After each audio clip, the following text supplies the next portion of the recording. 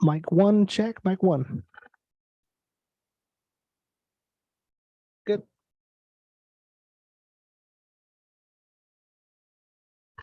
Mic four, check, mic four. Mic five, check, mic five.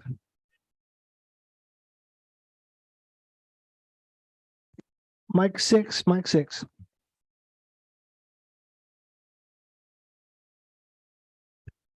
Mic seven, mic seven. Mic eight, mic eight.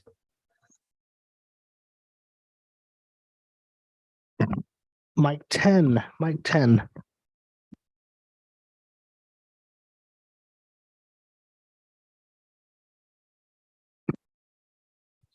Mic 11. Do you want me to skip mic 13 or? Don't do 13. Okay, got mic 12.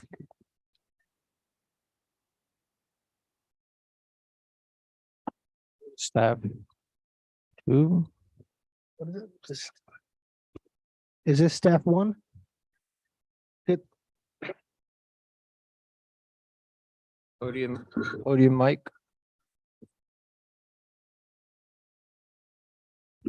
Clerk mic.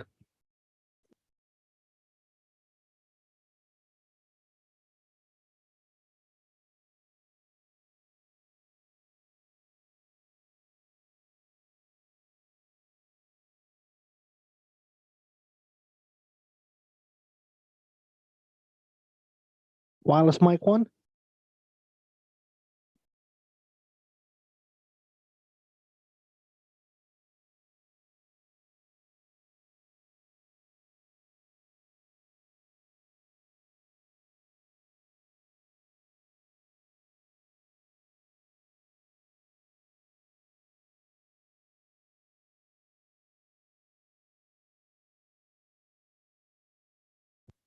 Wireless mic two.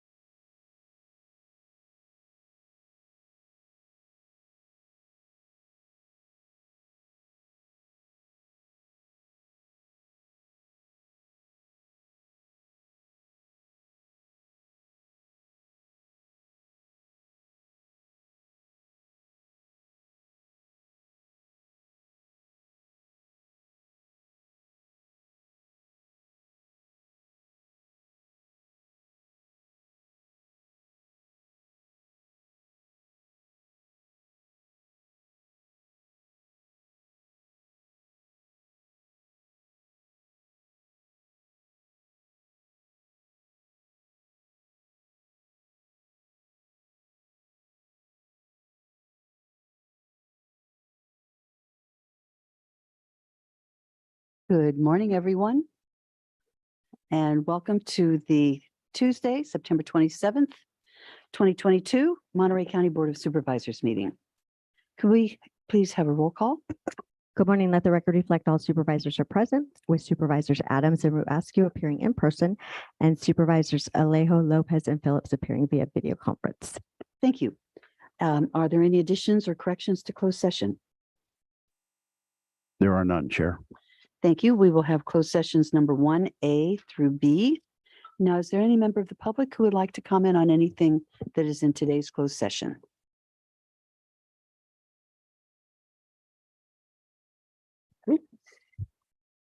Hello, my name is David Rosen. I'm the chapter vice president for Monterey County. I wanted to comment about your closed session item. You're going to be discussing changes to our healthcare. I think this is really important because two things. One, as a member of the bargaining team, I was present when we made significant concessions, including going to an employer flat rate contribution. Excuse me, I'm so sorry Yeah. to interrupt you, but that item is not on our closed session agenda today. Okay.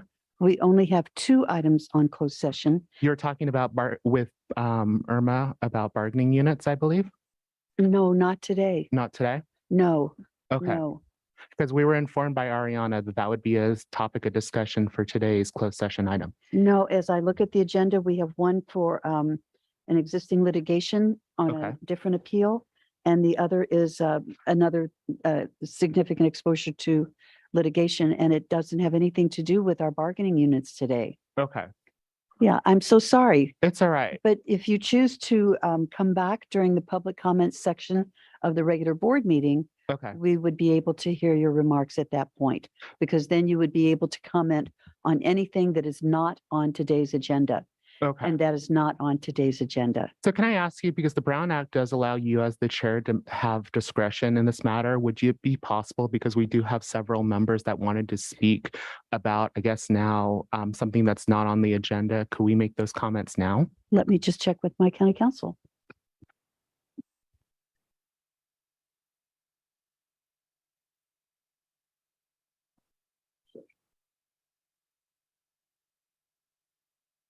Yes, thank you.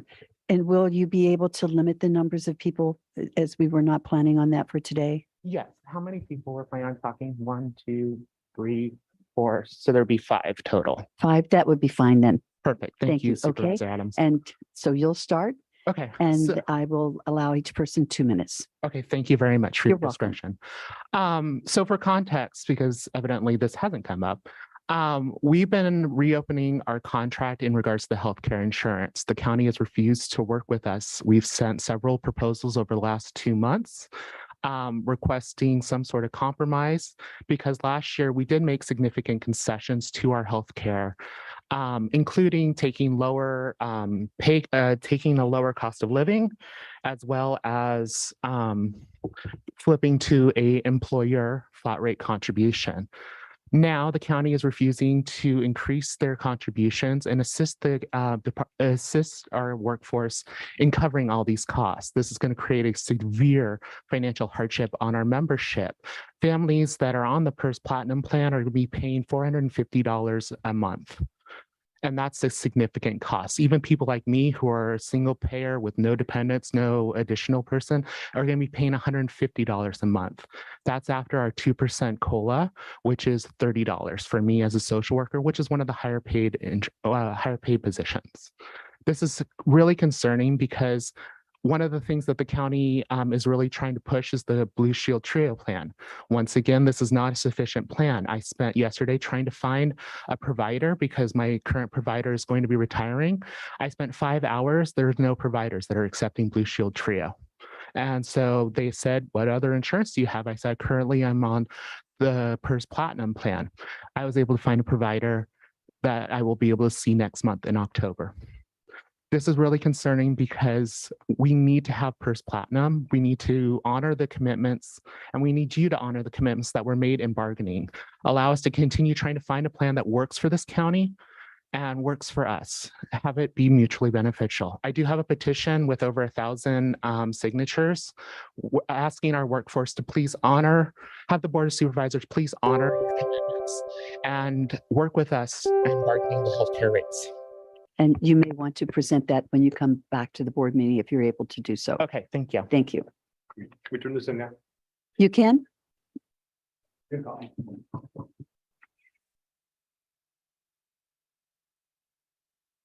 Hi, my name is Karen Pontius. I am one of your essential workers for the Monterey County Environmental Health Department. And like many of myself, along with my employees, we are extremely dedicated staff to serve the Monterey County with many multiple projects. What I'm pleading with you is basically to request the CAO and its board honor, the MOU contract, help absorb some of the increase in costs of healthcare. The problem with not doing that is we lose good talent. And what I would like you to do is consider how much time and the county's resources is wasted when we lose good staff, that we have to recruit new staff, and it takes years, not just months, but years to train another environmental health specialist. It creates a lot of, costs a lot of money, time, and that's a huge cost to the county. So what I'm asking is to please honor the MOU.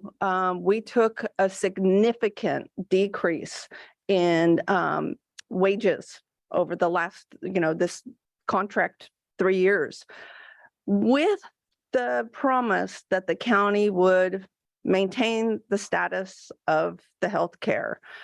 You need to absorb more of the costs because you're going to lose good employees and dedicated employees. And I think that's a shame. We love our county. I love working for this county.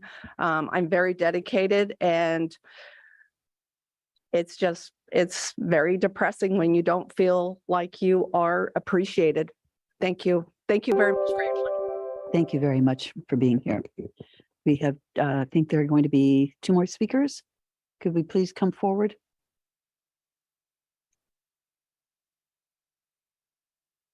Thank you. My name's Lori Sempek. I'm at the sheriff's office. I work outside of control.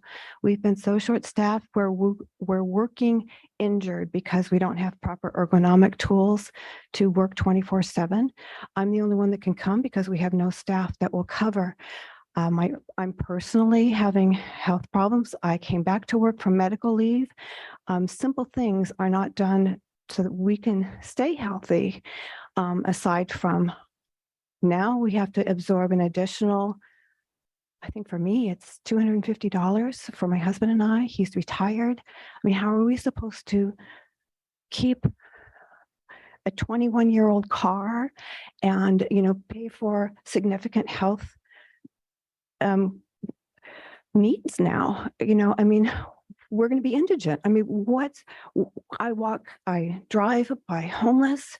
When will that be me? You've got to help us.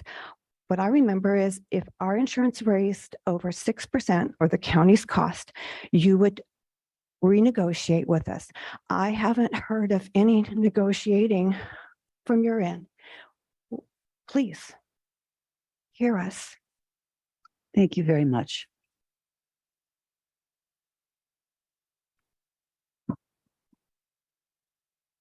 Good morning. My name is Mary Lou Gomez. I work for Monterey County. I'm a social worker for the past 6.5 years. That being said, I have endured a lot of stress. I survived the pandemic and, went out multiple times during the heat of the pandemic to protect our children. Now that's left me with medical costs and medical care that I need to continue. And I'm here to ask that you direct your labor relationship representative, Rihanna Hurtado, to negotiate our health insurance in good faith. Give us the opportunity, protect our social workers that we are severely understaffed and dealing with more upcoming health problems in the future. So please be there. Please show us that you do respect and protect us. Thank you. Thank you for your comments. Thank you all for being here today. And I'm sorry that there was confusion, but I'm really appreciative of your taking your time out of your busy lives to come and speak to us this morning on this issue. Thank you all so much. With that, I'm going to recess the Monterey County Board of Supervisors for this morning to reconvene at 10:30. And I'm going to call to order the Board of Supervisors for the Monterey County Water Resources Agency. Good morning. Please have Let, a roll call. I'm sorry. Good morning. Let the record reflect all supervisors are present with Supervisors Adams and Ru Askew appearing in person and Supervisors Alejo, Lopez, and Phillips appearing via video conference. Thank you. Are there any additions and corrections for closed session? There are none today, Chair. Thank you very much. Then we will have closed session number 1A. Is there any member of the public who wishes to comment on this item today? Seeing no hands raised and no one coming forward, I will recess the Monterey County Board of Supervisors for the Water Resources Agency and reconvene that at 10:30 as well. With that, we will now recess into closed session. See you at 10:30.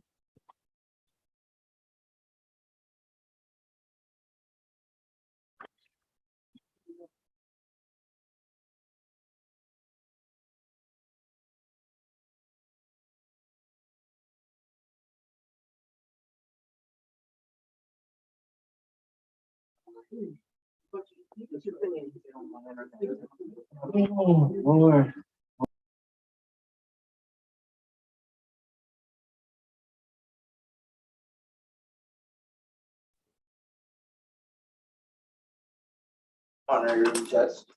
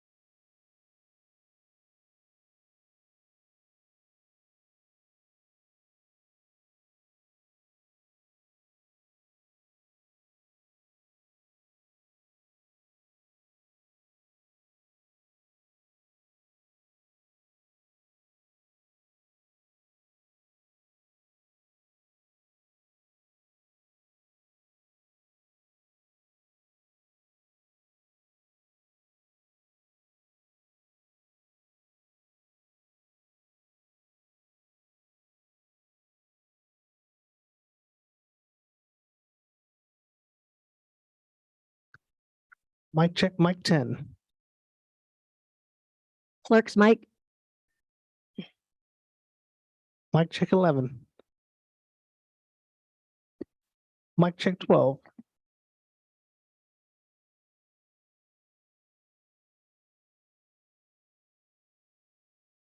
Staff 1.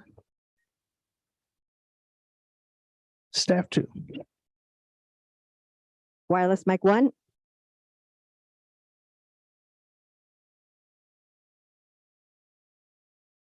Podium. Mic 2.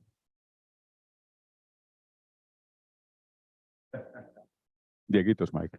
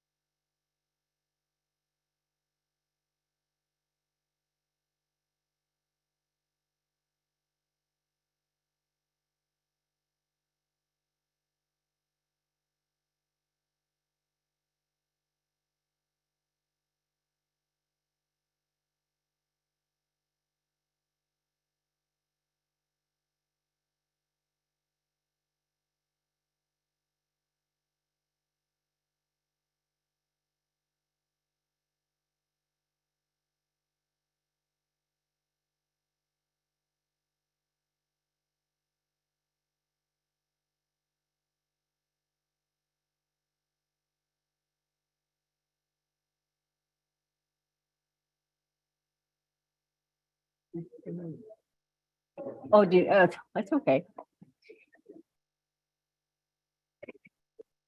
I think that's why Sammy poked her head out. I was like, why is she?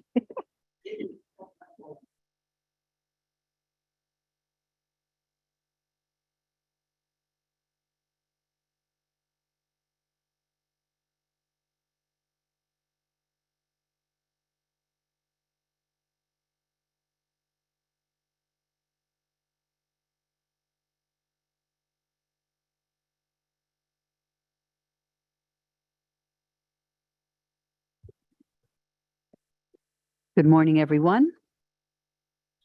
I am going to reconvene the Monterey County Board of Supervisors meeting for Tuesday, September 27th, 2022. Could we please have a roll call? Good morning. Let the record reflect all supervisors are present, with Supervisors Adams, Askew, and Lopez appearing in person, and Supervisors Alejo and Phillips appearing via video conference. Thank you. Could we please have our announcement from our Spanish interpreter? Muy buenos días a todos. Mi nombre es Diego Celis, seré el intérprete en español-inglés, inglés-español para la reunión de hoy. Si usted está planeando hacer un comentario y necesita servicio de interpretación, por favor, hablar lenta y lo suficientemente fuerte para que yo le escuche. Ahora hacer una pausa al final de sus oraciones para asegurarse de que tengo la oportunidad de interpretar. Muchas gracias. Thank you very much, Mr. Celis. And now this is one of my favorite parts of the meeting when we do the Pledge of Allegiance, and we usually do it for a special reason. So today, Gina Martinez, the Monterey County Registrar of Voters, is going to lead the pledge today in honor of National Voter Registration Day. Technically, it was last week, but it is also celebrated on the fourth Tuesday of September. Gina is very proud of her team. And together, her permanent staff represent nearly 80 years of experience in elections. 7 have completed the California Professional Election Administrator certification. 5 have advanced degrees and credentials in various fields of study and executive leadership. Team members have presented at conferences on such topics as polling place accessibility policies and practices, best practices and tabulation, youth empowerment and participation. The team has members on the State Voting Accessibility Advisory Committee and the State Language Accessibility Advisory Committee. Most recently, Monterey County elections became one of 11 counties to be recognized nationally with the Democracy Award for the Best Practice of 2022 by the Election Center, the National Association of Election Officials, which I think is a very high honor. So Gina, could you please lead us in the pledge? Mayor Adams, please rise and pledge. I pledge allegiance to the flag of the United States of America and to the republic for which it stands, one nation, under God, indivisible, with liberty and justice for all. Yeah. Thank you, Ms. Martinez, and thank you to your whole team.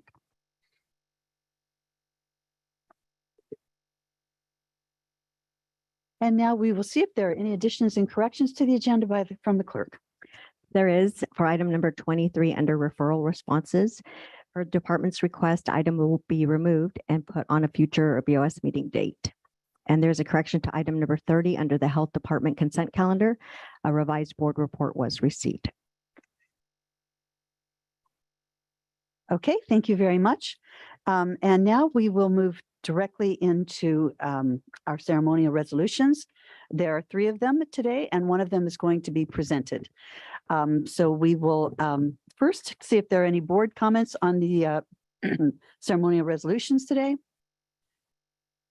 And we will also see if there's any member of the public for the ceremonial resolutions today. Thank you. Then I'll entertain a motion to approve the ceremonial resolutions, and then we will have the presentation. Thank you. Is there a second? Thank you. So we have Askew and Lopez. Could we please have a roll call vote? Supervisor Alejo, Aye. Supervisor Phillips, Aye. Supervisor Lopez, Aye. Supervisor Askew, Aye. and Chair Supervisor Adams. Aye. Thank you. And now we are going to ask Bursu Mosa to come forward to adopt a resolution commending Gary Givney, the Chief Deputy Auditor Controller from the Office of the Auditor Controller for his dedicated service of 22 years to the County of Monterey.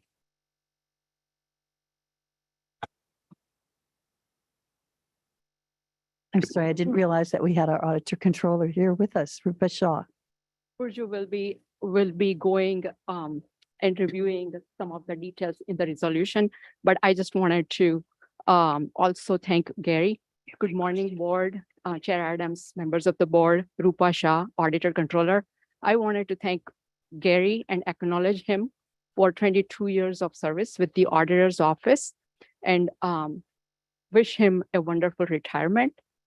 Gary has overseen many areas in the Auditor's Office, and so we are very appreciative of his service. And with that, I'll pass it over to the Assistant Auditor Controller, Burju Musa, who will go over some of the more information.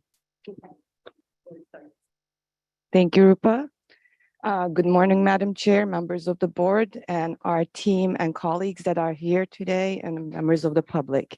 It is my honor and privilege to present this board resolution to Gary for his 22 years of service to the County of Monterey and the Auditor Controller's Office.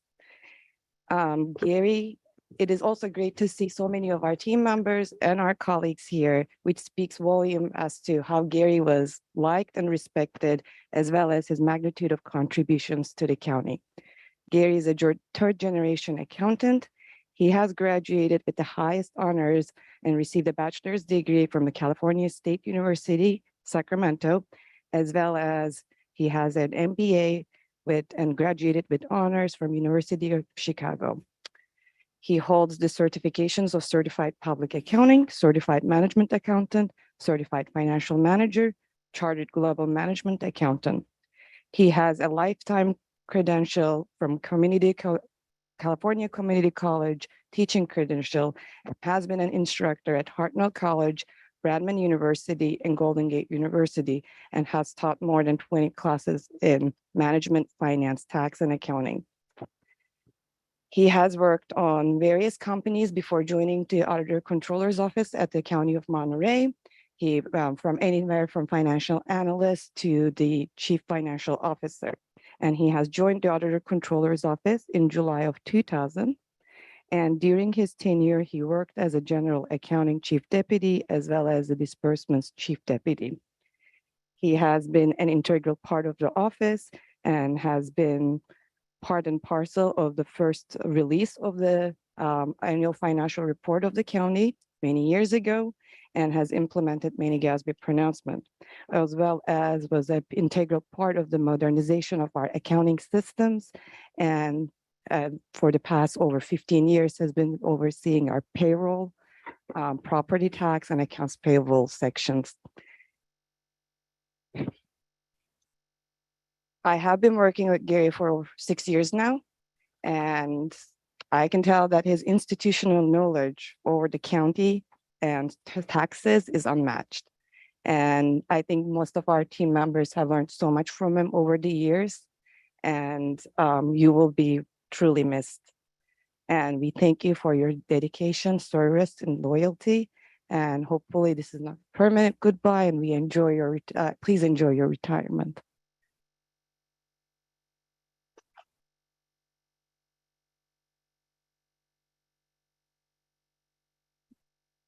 Thank you very much, Burju. Could I have a few words? I'd like to say a few words if I could this time. Thank you. I am pleased by my profession as an accountant to have experienced a rewarding and varied career.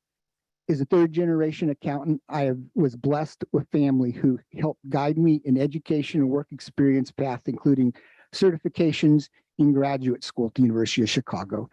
I am blessed through my profession that included working in various industries, including energy, manufacturing, food processing, nonprofit, and public service fields, including the County of Monterey for the past 22 years. That has been a challenging and rewarding experience in my life. I am blessed through my profession, enabling me to serve as a board member and graduate professor with a number of universities and institutions that have further enabled me to experience a number of challenges and rewarding experiences in my life. I am blessed through my profession, enabling me to travel through much of the world, including helping others to experience travel. As an elected board member and CFO in the travel industry, among other things, I have experienced the opportunity to lead trips with members from the Auditor Controller's Office and other county employees through the years to see sites in the United States, Europe, and Asia.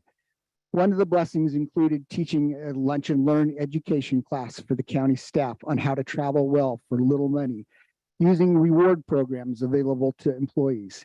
Even today, I am happy that I believe there are many county employees that have enjoyed travel by use of travel rewards to levels where I now enjoy hearing about their latest discoveries and ideas that I've learned from them. I've been richly blessed working with my friends at the ACO, in fact, with my friends throughout the county of Monterey. I would need to include a long list of names to thank people. I would just like to mention one experience that indicates to me the great group of friends that I have shared my work experience with here. Just under 2 years ago, Thanksgiving 2020, I experienced a life-changing event. I was traveling on the East Coast with my favorite accountant, my wife, who is a CPA, and my son, also, we were getting ready to go to the car and go sightseeing. My bag dropped from my hand and things went dark, and I knew instantly things weren't right. My wife did the right thing and had an ambulance taking me to the hospital almost immediately. I no longer knew names, how old I was, or where I lived. I had experienced a stroke due to undiagnosed AFib. Once again, I was very blessed in this stroke even, because rather than traveling nowhere near help, which I usually did, I was just a couple blocks from a great hospital and got the best treatment immediately. Among other things, I couldn't tell time and had no idea what 1 + 1 was anymore. It was not a good thing for an accountant. It wasn't an easy recovery, but after 6 months, I did return to work and have been blessed since that return with a recovery that has enabled me to retire now at age 63. I am very blessed having the wife and family that I have, and I am very grateful for the great friends and colleagues that I have at the ACO in the county of Monterey that have gone way above and beyond expectations in helping me the last couple of years with the challenge from the stroke. Working in public service at the county of Monterey has been a blessing to me, and I am very thankful for the opportunity to have done so. I thank you, the Board of Supervisors, for your role in allowing me to serve the public and enjoy my profession here at the county of Monterey.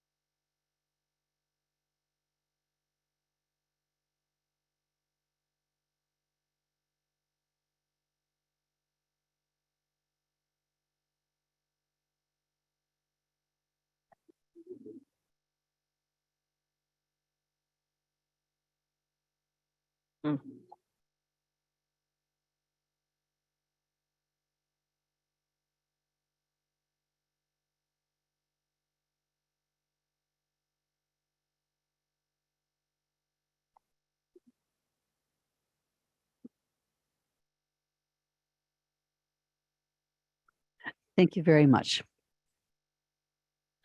Moving forward, we have two more resolutions. One is honoring Glenn Sakasagawa for his 17 years of public service in Monterey County, and also adopting a resolution recognizing Bruce and Linda Taylor as the Community Foundation for Monterey County's 2022 Distinguished Trustee Award recipients. Moving forward now, we will go to appointments. We have 9 appointments today. I'll see if there's any member of the board who wishes to comment on the appointments. Or if there's any member of the public who wishes to comment on the appointments. I'm seeing Move no approval. hands raised. Thank you. Motion, is there a second to that? Thank you. So we have a motion and a second. Could we please have a roll call vote? Supervisor Lejo. Supervisor Lejo. Aye. Supervisor Phillips. Aye. Supervisor Lopez. Aye. Supervisor Root Askew. Aye. And Chair Supervisor Adams. Aye.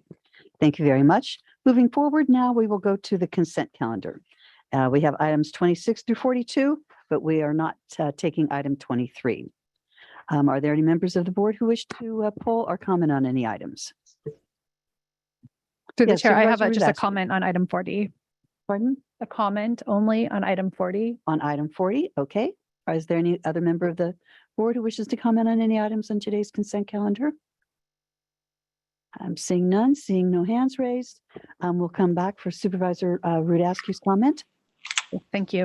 Item 40 is a general plan element update agreement for consultant services to support the development of these general plan elements for housing, safety, and environmental justice. The way that the board staff report is written, it notes that the funding for the totality of the contract would be included as an augmentation request in future budget years.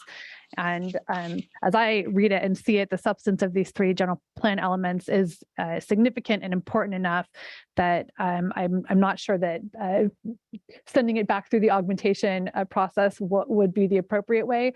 I would be supportive of having the costs associated with these out year expenses included as a part of the department's baseline budget. So just wanted to go on record with that statement as how we're moving forward with the funding. We're committing to the contract now, and we would effectively need to continue funding it into the future. So just wanted to put that on the record. But with that, I'll move approval of the consent agenda. Thank you for your comment and for getting it on the record. I will now see if there's any member of the public who wishes to pull a comment on anything on the closed session agenda.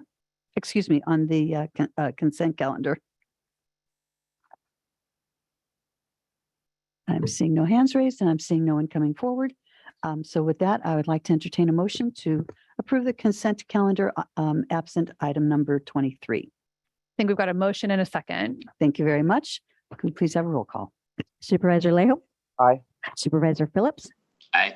Supervisor Lopez. Aye. Supervisor Root Askew. Aye. And Chair Supervisor Adams. Aye. Thank you. And with that, I'm going to recess the Board of Supervisors and open up the Monterey County Sanitation, the Paho County Sanitation District. Could we have a roll call? Good morning. Let the record reflect all directors are present, with Directors Adams, Root Askew, and Lopez appearing in person, and Directors Alejo and Phillips appearing via video conference. Thank you. Are there any additions and corrections? There are none. Is there any member of the public who wishes to comment on anything not on today's agenda for the Paho County Sanitation District? Seeing no hands raised, we will move to the hand raised with the phone number. Yes, sorry. We do have a hand raised, and it is someone whose phone number ends in the last three digits 705. If you could please, if you're out there, 705. Yes, is this for public comment?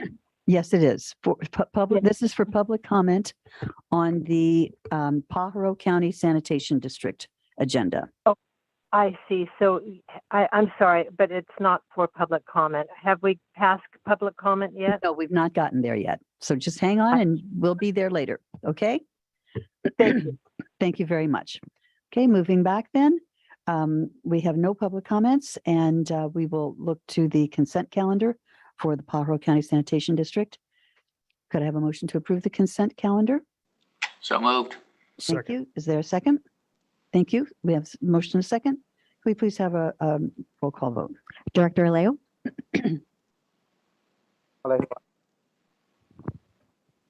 Director Phillips. Aye. Director Lopez. Aye. Director Root Askew. Aye. And Chair Director Adams. Aye. Thank you. And with that, we will go to the scheduled matter that we have for the Paho County Sanitation District. And I believe that we are going to have a presentation today by Eric Robber, our civil engineer. And I am seeing Randy Ishii approaching the podium. So please, let's move forward. Thank you. And we can close the 2-minute timer, please. Sorry about that. Thank you. Good morning, Chair and members of the Board of Directors of the Paho County Sanitation District. As introduced, I'm Randy Ishii, Director of Public Works, Facilities and Parks. And as a comment and perhaps as an order of operation for this Board of Directors to consider, there is an item that is teed up for the Board of Supervisors for consideration. And the subsequent action is to be taken by this Board of Directors. So staff would humbly suggest that we recess the Board of Directors, go back as the Board of Supervisors for the discussion about this financial matter, and then bring this back to the Board of Directors. So thank you, Madam Chair. I think what Director Ishii is recommending is that so that the Board of Supervisors takes action first, because if the Board of Supervisors doesn't approve that action, it affects what the Paho County Sanitation District as Board of Directors might be able to do. That makes complete sense to me. So with that, I think I'm going to have a motion to make this change in our agenda. Do I not? Your discretion, Chair, and I would recommend you just recess the Paho County Sanitation District and return to the Board of Supervisors of the county agenda. Thank you. Thank you very much for that. So we will recess the Paho County Sanitation District and we will reconvene the Monterey County Board of Supervisors. Okay, so here we go. We have reconvened the Monterey County Board of Supervisors and we will need to have a roll call, please. Good morning. Let the record reflect all supervisors are present, with Supervisors Adams, Root, Askew, and Lopez appearing in person, and Supervisors Alejo and Phillips appearing via video conference. Thank you. And we now have we have a scheduled matter before us today. It is item number 16, and we now will have our presentation. Are we skipping public comment, Madam Chair? Would we not have staff presentation first and then public comment? No, general. Oh, sorry. Let's have general comments, general comment after this item. I don't think there's anybody's going to be too upset about that. Okay.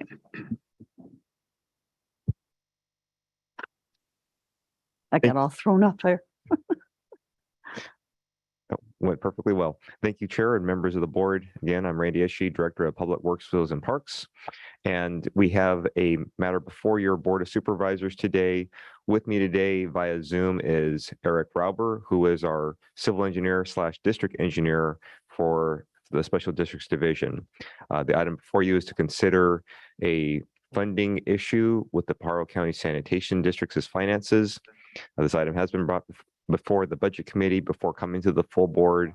And with that, staff will hand it over to Eric Rauber to share his screen for a brief presentation that staff has prepared for helping the discussion for today. And we're available for questions after the presentation. And thank you very much. Thank you, Randy. Good morning, Chairman Adams, Vice Chair Alejo, and fellow members of the Board of Supervisors. Get this up here. My name is Eric Rauber, civil engineer for the Special Districts Division of the Public Works, Facilities and Parks Department. And I'm pleased to be here today to report on the Paho County Sanitation District's projected fiscal year 22-23 budget deficiency and to present a recommended approach to addressing the deficiency for your consideration. Excuse me. Discussion topics today include PCSD background information, the projected budget shortfall, recommendations for mitigating the shortfall, and a question and answer session. The county-owned Paho County Sanitation District, with its nearly 19 miles of sewer lines and 1,768 billing units, is a collection system only and does not provide wastewater treatment.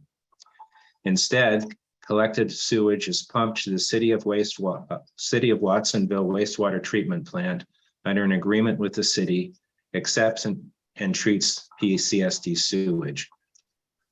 The PCSD is charged for its share of the plant's cost based on its fraction of total wastewater received by the plant and the strength of the wastewater received. When I refer to strength of the wastewater, I mean the total suspended solids and biological oxygen demand levels above that of typical wastewater. As you know, Public Works Facilities and Parks is implementing over $2 million in maintenance and capital improvements utilizing American Rescue Plan Act, ARPA funds. Efforts are also underway to sell the PCSD to an experienced operator per prior board direction. For 22-23 fiscal year, the PCSD is expected to incur costs that exceed revenue by approximately $2,499,400. The PCSD is also carrying existing loans of approximately $1,874,265 from 2018 associated with the 2017 wastewater spill, and $67,397 to fund repairs to the Las Lomas lift station. Total PCSD liabilities amount to approximately $4,441,061. The current budget shortfall is primarily attributable to a significant increase in the city's treatment plant capital improvement costs and the increasing strength of PCSD wastewater, which includes the fraction of the city's costs to operate and maintain the plant for which PCSD is responsible.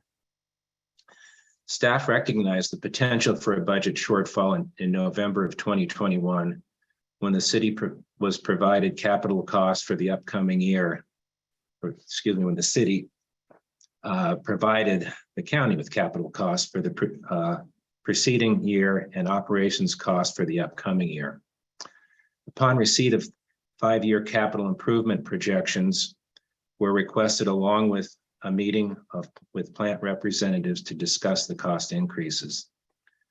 During the development of the proposed fiscal year 22-23 budget, staff submitted an augmentation request for the shortfall amount.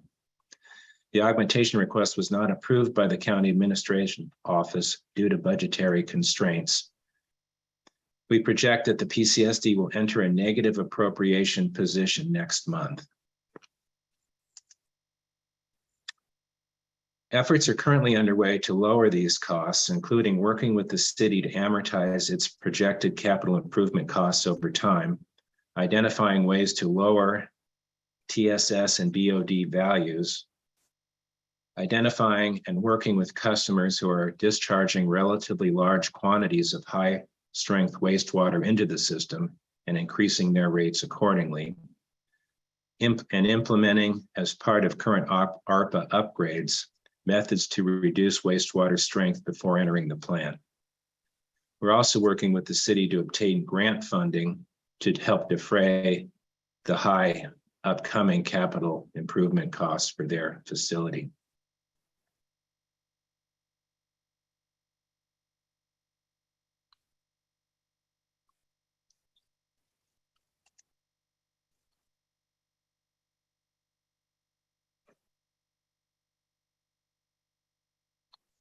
Sorry here. Given the projected budget deficiency, we have accelerated our efforts to develop updated rates via the Proposition 218 process. Key considerations in developing new rates include the projected fiscal year 22-23 budget shortfall, repayment of existing loans, and future operating costs and reserves for anticipated future capital improvements.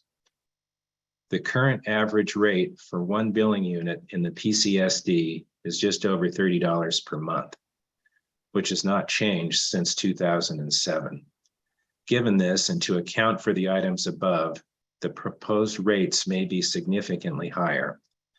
As detailed information is developed over the next few months, several options will be formulated to show the corresponding impact on service rates and obtain approval of a set of proposed rates emerging from the Proposition 218 process. Options could include funding the shortfall with other funds, forgiving the existing loan, paying it off with other funds, or spreading the cost of these items over time in the new billing rates.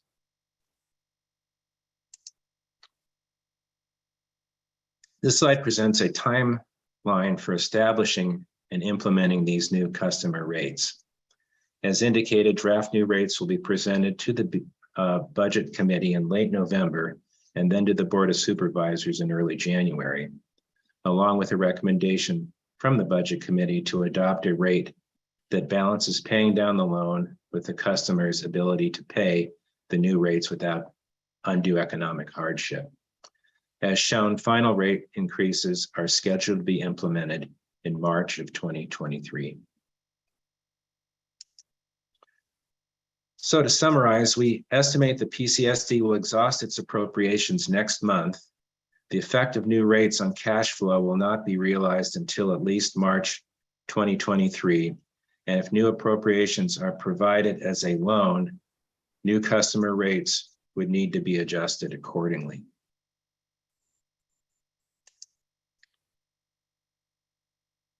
So to bridge this, all this being said, the most immediate issue is the current fiscal year appropriation shortfall.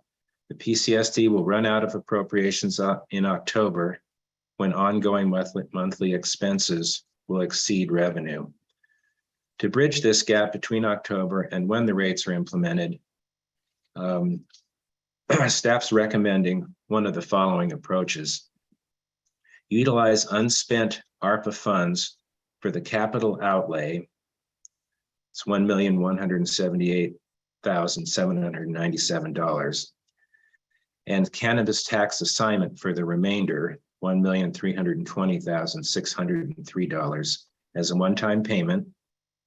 Structure as an additional loan for $2,499,400, which is the current budget deficiency, which would increase the PCSD's loan balance by balance to $4,441,061. Or the third option would be utilizing the unspent ARPA funds for the capital outlay portion and a cannabis tax assignment for the O&M portion over a transitional period of approximately 5 months to bridge the period from October 22 to March 2023, when new rates are prospectively to be in place. This is either as a one-time payment, a loan of all the full $1,729,048, or a portion of this amount, such as a 5-month bridge. The average increase in customer rates required to cover the new loan, assuming we went with option 2, would add approximately $42 per month per customer, assuming a no interest 5-year amortization period.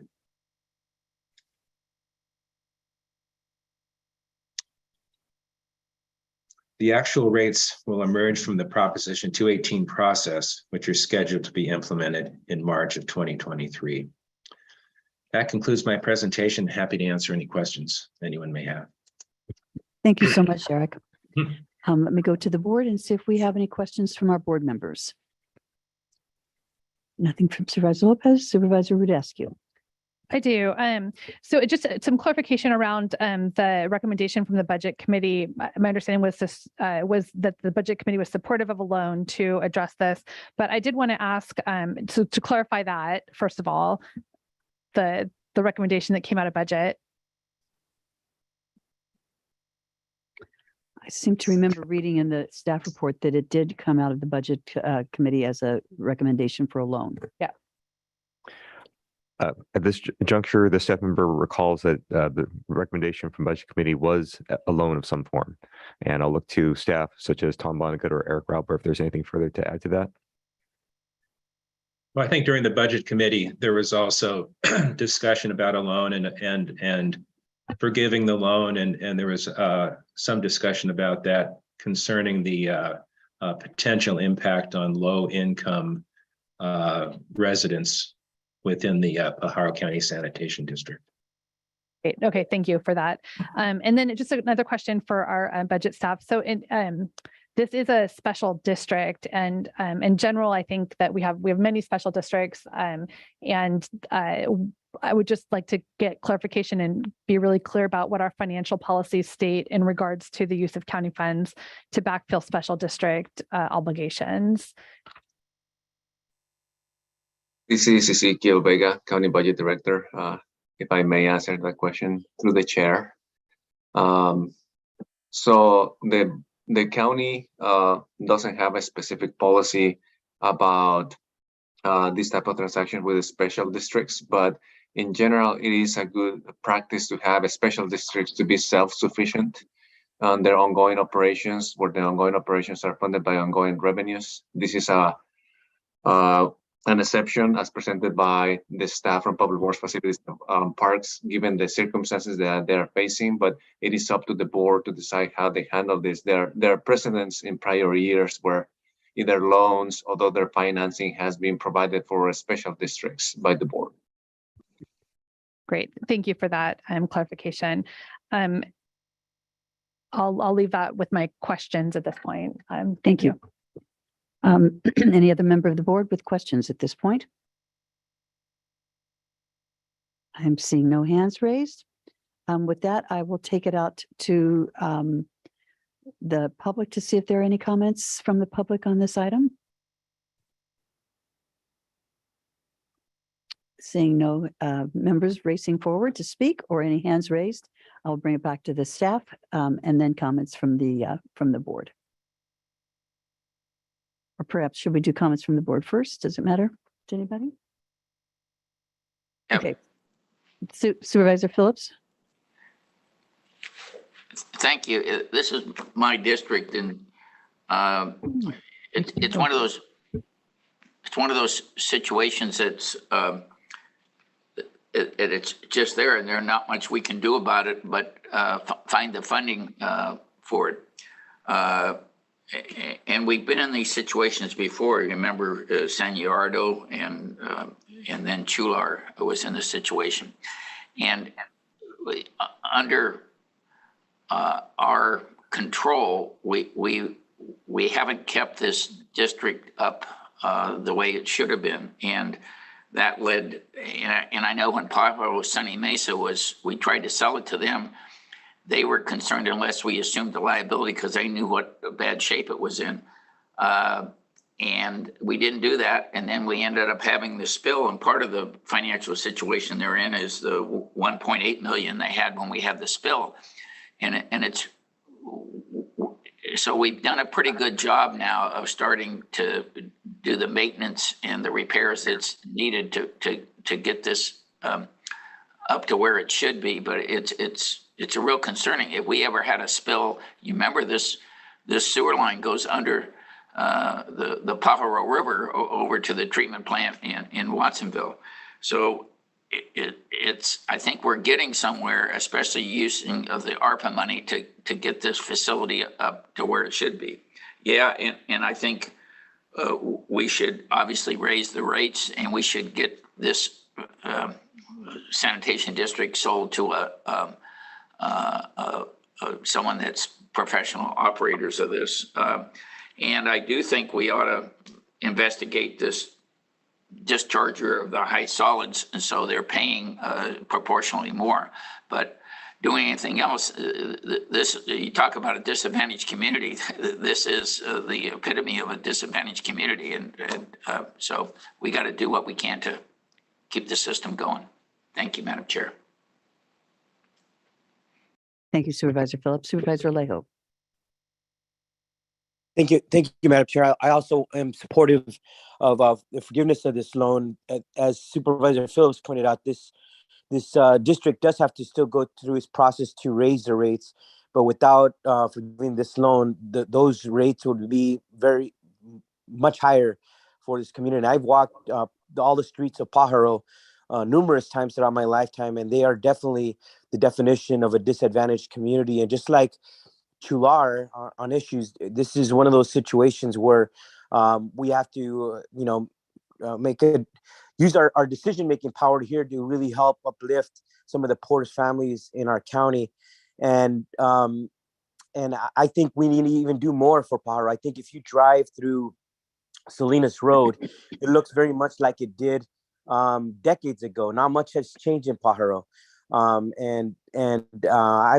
just wish that as part of our future economic development plan, that our county would put some more resources, some more attention to really trying to help that community beautify itself more, have some more resources, but at the minimum, at least offset the cost that has caused this liability under the community in these pipelines that need that maintenance. It's easy to say this is a special district, but this is really us. We are the district. The board, the governing board of this special district is us, and it's our responsibility. It's our obligation. It's our liability. If we don't do the proper maintenance, it will cause us additional cost in the future when the next storm comes. If we don't put this investment there and making sure that it's not put 100% on the backs of those who can least afford it. Thank you. Thank you, Supervisor Malejo. Any other member of the board that wishes to comment at this point? Okay, thank you. Just a couple of comments. I'm just thankful very much for staff for coming forward with a recommendation on how to handle a bridge loan or whatever it is that we choose while they address the rate studies. I'm very happy that we're going to have an opportunity to do that.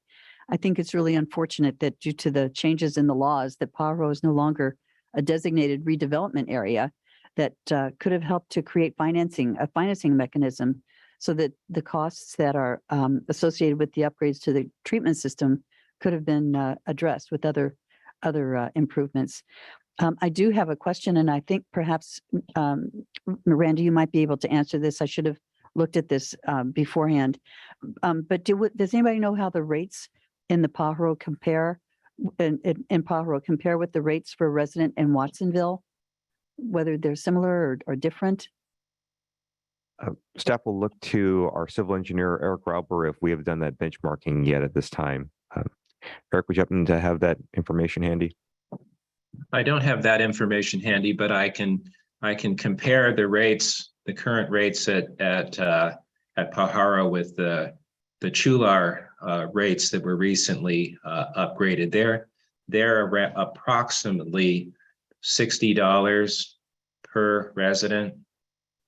Currently, we're around $29 to $30 per resident. Now, of course, there's different rates for industrial and commercial dischargers, and lesser rates for apartment dwellers and some of the farm labor housing that's in that area. The Chular rates were up through a Prop 218 process, were increased, I think, 3 years ago. Thank you for that. Perhaps as we move forward with this, we'll have an opportunity to look at what the residents of Watsonville pay also. And then I'm just wondering, have we ever spoken to the city of Watsonville about potentially acquiring the system from us so that the rates for the small unincorporated area of community of Paho could be blended in with the city of Watsonville's? Maybe, as we know, the more people in, the less the cost is. Mr. Rauber, would you like to give a brief update on our RFQ for the sanitation services? Sure.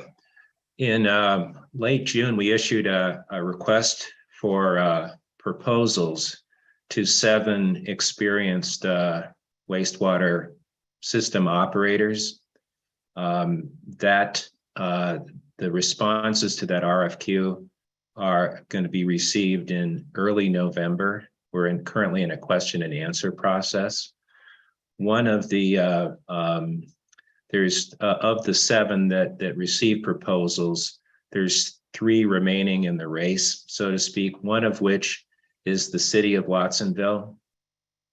So we'll see what they say. They in informal discussions with them, they sort of are kind of, because of the rates we currently pay them, there's not a lot of motivation on their part to purchase the system, although the ARPA funds that are currently being spent and upgrading the system significantly will, I think, make it much more attractive, and hopefully they'll come up and be interested in the PCSD. Good. Thank you very much for that. Supervisor Lejo, your hand is up. Is that a legacy hand?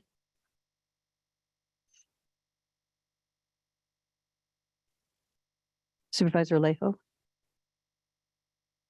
Yeah, sorry about that. Yeah, okay. Thank you. So now I'll come back to, did I even ask the public if anybody has any comments they want to make from the public? But just to be sure, I'm asking, I'm seeing nothing, so I'm coming back to staff before we take a vote. Thank you, Chair, members of the board. So in summary of the recommendations that staff has and the options that are available to the board at this time, one is to do a one-time payment of the entire request for the entire year, which is the approximately $2.5 million. The second option of which is to do all that as a loan. And then the third option is to pay the capital outlay portion, which is required here in the month of October by the city of Watsonville as one payment for that 1.7 million. And then additionally fund us for a 5-month bridge period to get us to the point where we can have the rate studies brought forward to the board potentially for that rate adoption, which is an additional $550,000.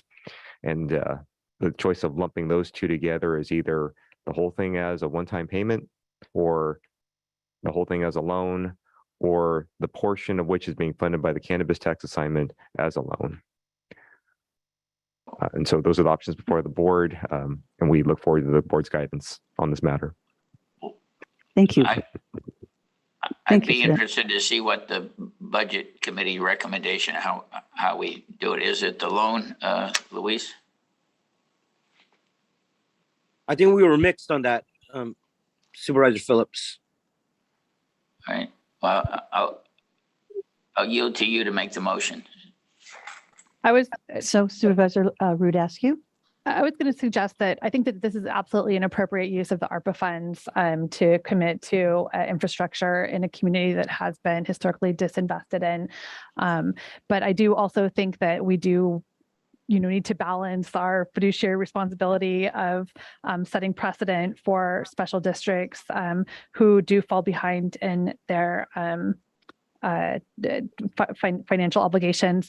So the third option that you presented, Mr. Ishii, would be to provide the funding for the initial capital outlay that's required, as well as some bridge financing. I think that would be appropriate and a good use of our investment into a community that clearly needs some financial backing. So my recommendation would be that we split the difference, allocating the ARPA funds without any repayment expectation, and structure the remaining amount as a no interest loan for repayment. That the community, when the rates get reevaluated, that's something that can be included as a factor. So I would be supporting the third option that was presented. And that the third option was for a 5-month loan. That is correct, Chair. Good. Was that a motion, Supervisor Radescu? I'll make that as a motion. I will second that motion and see if we have comments from our colleagues. I'm not. I would make the substitute. Go ahead. Go ahead, Supervisor Phillips. No, I just don't know whether I wanted. I think we have Supervisor Phillips speaking. Yes. No, I'll yield to Supervisor Leo. Supervisor Lejo. Yeah. Randy, if you could explain option number 1 for us. Certainly, Supervisor Alejo. So option number 1 was here again, the entire capital outlay portion that's required here in the month of October, which is that $1.178 million figure. And then the entire O&M fee for the entire 12-month fiscal year, which was that balance that equates to the entire $2.5 million. And that is structured as a one-time payment, not a loan. That is what's encompassed in option number 1. Yeah, I would make that the substitute motion. Sorry, hang on. Okay, so we have a motion, a second, but we have Supervisor Rudascu.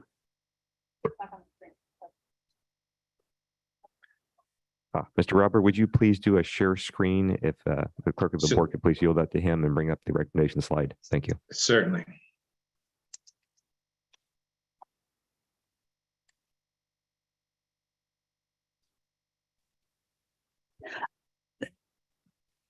Got it. Oops. Okay. Great. So the first would be, the first option is to pay everything. They would, it's not a loan, it is a, excuse me, it is a loan and we expect full payment back. For clarification purposes, option 1 is the one-time payment. Option 2 is everything but as a loan. And then option 3 is the hybrid of all of them. So with option 1, we would be essentially not getting anything back at all. We would just be giving them the $4 million plus dollars. 2.5 million, and yes, it would be a one-time payment. And it's not them. Supervisor Alejo? I was going to clarify, when we say them, it's us. This is, we're the body, we're the governing board here of that special district. Is there any other comments, Supervisor Lopez? Supervisor Rudascu? So I'm not going to be in favor of this. I feel that it is, I go back to what my colleague at the other side of the table indicated, that we're not following the processes for how we treat special districts. I'm certainly comfortable with 3, which is to put the ARPA funds into the capital outlay and then do a bridge loan until we're able to get back the rate study that needs to be done so that we can ensure that money that we're taking out of our general fund is going to cover the needs of the people who need it. But if there are other industries and commercial areas that are making this cost go up so high, I don't understand why we should be taking money from our general fund to cover those types of customers. And I would want to know much more about that before I would feel comfortable completely decimated the cannabis account, which would take it down to $100 million, or any other fund that we would be choosing to provide funding for. I think that we need to know more about grant funding and the impacts from the 218 before we're able to just, giving all of the funding away, quite frankly. Yes. I just want to share that for me, this is a question of equity. When we look at the needs of a community who's not seen the investment for so long in so many different aspects, I think of San Lucas, I think of those communities who can't do it on their own. And a lot of the question around rate structures doesn't fall on the residents. It comes back to us as that governing board who for years have elected not to go through what can be at times an expensive process to up rates. Now we're making that commitment, but it also takes investment to catch us up to what this community needs in order to remain in control and safe of wastewater that runs through their community and other needs. And so, I think about some of the other places we've put money where we have fought and shared that it's a shared cost and need, at much higher amounts recently. And to me, this makes sense. Option 1 makes sense to allow this community to move forward in a way that doesn't burden them and saddle them as a community we know is low income, at risk, and really needs us to step up in a moment of need so that they don't shoulder this forever. We've done the work in past in communities like Chular, so I'm prepared to support option 1. Thank you. One final comment, and I just want to be really clear. I fully am supportive of investing in communities that have been disinvested in, but I do think that process matters. And when we're talking about our fiduciary responsibility to manage the county's general fund dollars, requests for loan forgiveness would appropriately be presented during our annual budget cycle. So the suggestion that I'm making around item 3 would be to fully fund the ARPA funds, which are for this purpose, and general fund dollars would be structured as a loan, we could then have a conversation within the context of our entire budget around where we make investments of general fund dollars as part of our annual budget process, which would be in alignment with best practices for managing county budget and county finances, where we have all of our considerations presented to us and at a time and place that allows us to consider prioritization across the board. So my recommendation is in no way not supportive of the equity investments that I believe this community deserves and needs. I'm just saying that the process by which we move forward should be considered and should matter, and is the process by which we are able to make broad decisions about how we prioritize county dollars. So just want to be really clear about my intentionality, but this is a process issue that I'm raising, and less about which communities deserve investment. Thank you for your comments.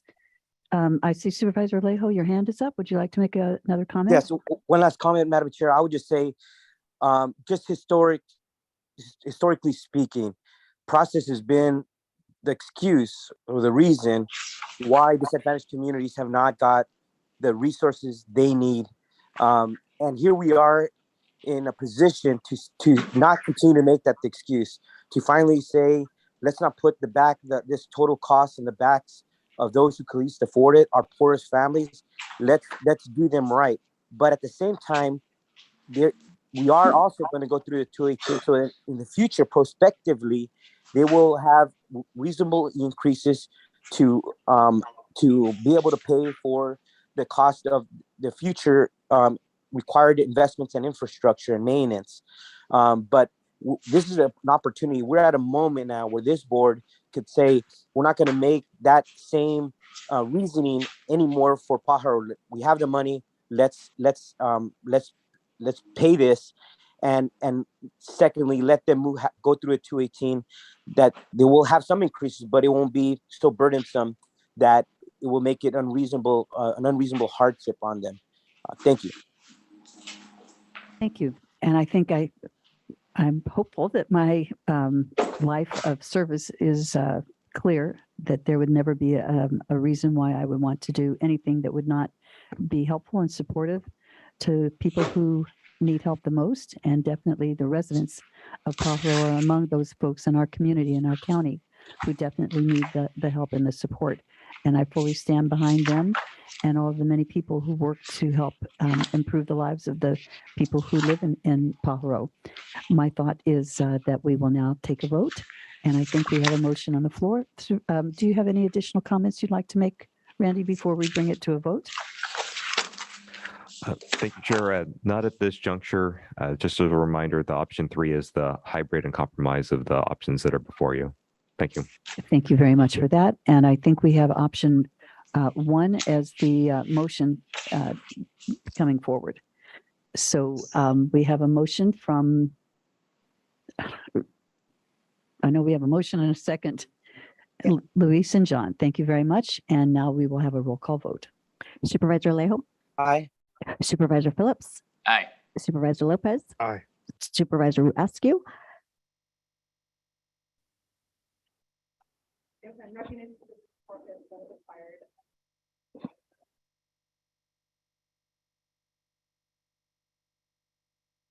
Is not on. I said I recognize that this is a 4/5 vote required to move this forward, and I take seriously the issues of need in this community. However, I do feel strongly that our duty as fiduciary to the county budget, and that we should be following a fair and clear process for allocation of county resources, would put my commitment to my recommendation as item 3, recommendation number option 3 here. So I'll be voting no on this motion. Thank you. And Chair Supervisor Adams. And I'll vote no for similar reasons. With that, we have a 2-3 vote. I think this does require 4/5 vote, so the item does not pass. If there is any interest in moving forward, I don't know if we can make a second substitute motion. Thank you very much, Chris. The original motion was that we go to option 3. And I would believe that that was Supervisor Rudaskew's motion, and it was a second from me. And let's take a roll call vote then. Thank you. Thank you very much for that help. Supervisor Alejo, No. Supervisor Phillips, No. Supervisor Lopez, No. Supervisor Askew, Yes. and Chair Supervisor Adams. Yes. So now I'm going to look at my county council to see if he can give us some great advice here. So Supervisor, both motions failed, but the item is still open. And if there's some discussion amongst you all about a compromise, you can continue that discussion, or you could table this item to think about it and bring it back in the afternoon. Or you could close the item and direct staff to come back at a different day and time. My recommendation is that we close the item and ask staff to come back at a later time. And the question that I would put to staff is, do we know when the rate study is going to be concluded? I know that Eric had a timeline about, I believe, but. Thank you, Chair. Mr. Albert, will you please go back to the rate increase, the rate study schedule? There we go. Okay, so it looks like we're going to have a rate study in by November 3rd. And could you give us an idea of what the circumstances would be if we trailed this item until we have the results of the rate study that might give us a little bit more information? Thank you, Chair. I'll look to Civil Engineer Rauber for anything additional, but as some high-level points, the City of Watsonville does expect the payment of the capital outlay portion, which is the part proposed to be funded through ARPA funds, here in the month of October. I believe it's around mid-October, but generally speaking, in October, that part is due.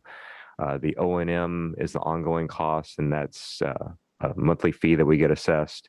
So by waiting another month's period, we run some challenges in terms of timing because the capital outlay funds are due in October, and there's also the monthly billing of which we're receiving. So as a suggestion from staff, the proposal of coming back at a future board meeting, such as next week's board meeting, if there's time available, or just sometime soon, would be the preferred approach. With that recommendation from you, I would make that proposal to my colleagues.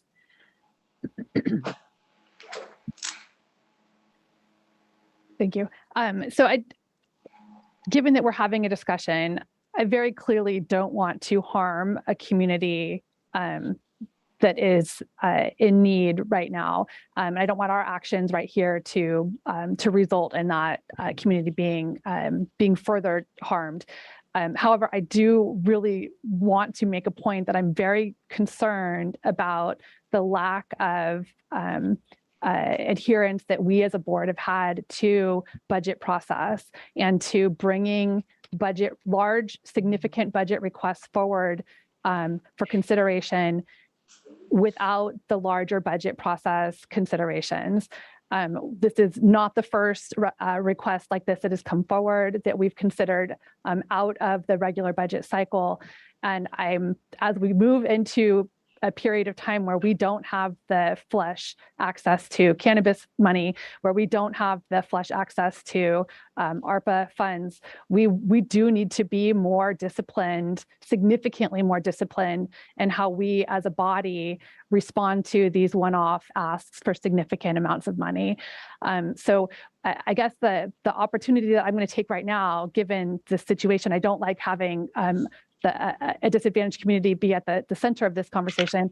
But the urging that I'm going to ask my colleagues is that we as a board recommit to budget process that allows for large expenditures to be considered within the context of an annual budget process. I'm looking for some assurance that we can make that commitment moving forward. And I'm willing to reconsider this vote, but I do need to be really clear about my concerns and ask for some support for how we approach budget requests between now and the budget process. Chair, I have a suggestion in light of the potential deadline on the payment to the city of Watsonville. It appears that there was support for that payment using the ARPA funds. So another option you could have is direct that action today and direct staff to come back with the O&M expenses for further discussion, because that doesn't seem to be as time critical as the payment to the city of Watsonville. Is that accurate, Mr. Ishii? Thank you, County Council. Yes, that is correct. The capital outlay is the most pressing one at this point in time. So could we have consensus from our board that we would take our county council's good advice? Well, it would take a motion if somebody's Need willing to have a motion to make then that happen. Yeah. I just share my concern is that at the end of the day, the expectation, right, what we're having a conversation about here is where the onus of that second piece stands, who takes that, right? And at this point, it would put that over, but it doesn't answer the question of who holds that. And where there's still this expectation that this community would hold that. It's like the sword of Damocles swinging over their head. And to me, I'm not comfortable being in the position we're in today with the money to do it, to compromise on that piece. That's the hard part for me. And I hear you, Supervisor, ask you with the concerns about timing, but I mean, I'll share my frustration over major projects that we've tried over the years and come forward at times. And I keep coming back to San Lucas, and I'm happy. I'll share that one's almost done. At the end of October, we'll be doing a ribbon cutting. But 3 times it came to this board and was told no, right? Just because of timing. And when it came back at the right time, it was told no. And it was just one of those consistents, right? So the idea that I'm not going to bring forward a community's need at an opportunity is hard for me to commit to up here and say that I won't bring up my community's needs and bring them before this board, because they deserve that and they need that. And I see this as one of those. It's not a huge generator. We're never going to see massive returns, but this is, at the end of the day, what we're responsible for is the work of this particular group and body. And so for me, that's the reason I'm immovable on this one. And I have to be honest about that. And really, the folks I represent, and I'm always going to speak to their needs, and at times have to bring that to this board so that they feel heard and seen. Supervisor Phillips, do you want to weigh in on this? Yeah, I mean, we haven't put the money in that we, the county, should have been putting in for years. And now it's time to bring it up to speed and do it. You know, to me, we just don't have any choice.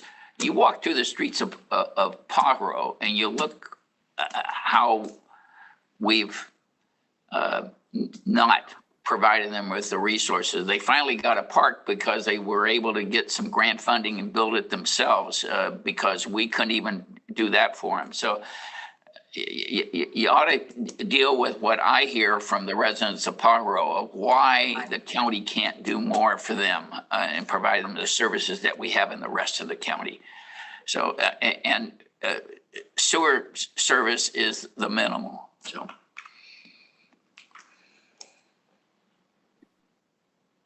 Supervisor, so on the motion, are you including in there any direction to staff regarding the O&M, returning to the board on the O&M issue, as well as the rate study timing?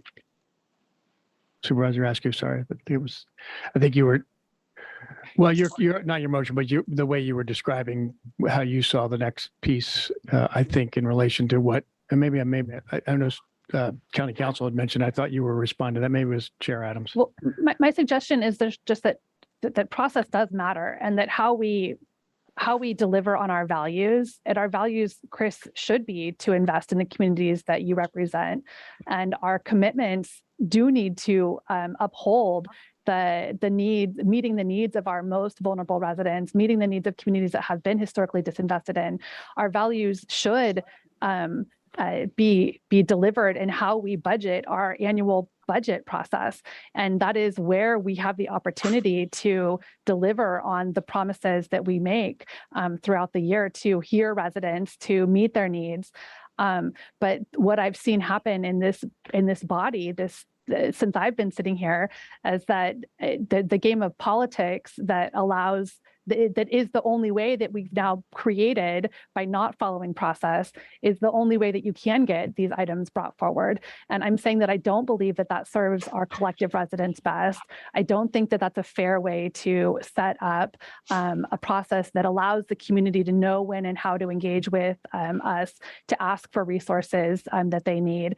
It ultimately does a disservice to those very communities that we're here trying to serve and to engage in our budgeting process.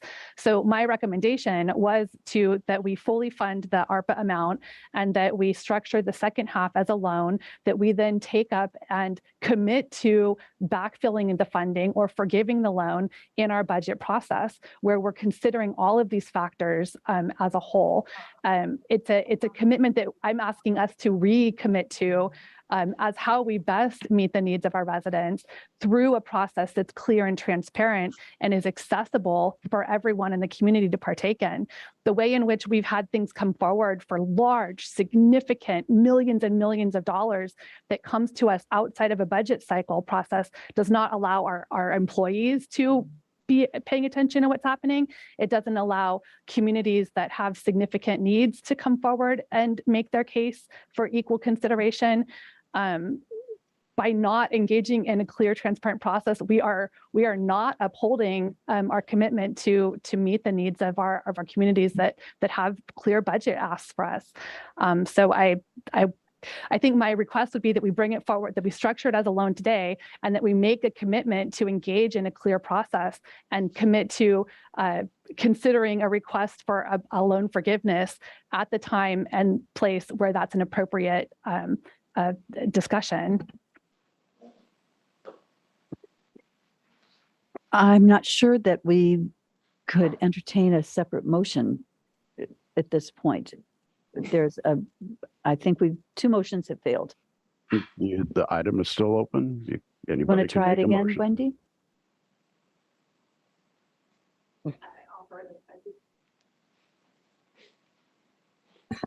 Well, I think if somebody's willing to make a motion similar to what County Council had proposed, which is to address the ARPA, using the ARPA funds for that first piece that's needed, the payment to Watsonville, and then some direction for staff to return to the board at a future meeting in the near future to both address how the board might support the O&M costs, as well as looking at how the rate studies might be able to address some of the concerns that are raised by the board today. That might be an option. Sure, I'll move that we commit the full amount of the ARPA funds as I believe it was $1.178797 million for the capital outlay portion. And I'll second that. So I'm hearing some silence, but let's go ahead and try it anyway. Thank you for your suggestion, Charles. I have my hand raised. No. Oh, sorry, Supervisor Alejo. Yes. Now, I want to speak to this motion, why I cannot support it. Similar to Chris, it's hard for me to be in this role, do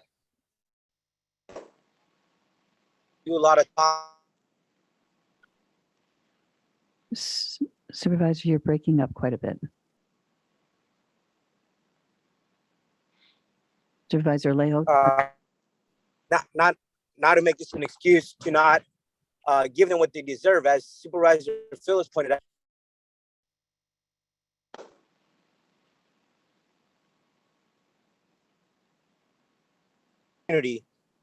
And I'm so sorry, Supervisor Alejo, but you just totally breaking up. How about now? This item is about basic community infrastructure and trying to give a community what it needs now we're making some bureaucratic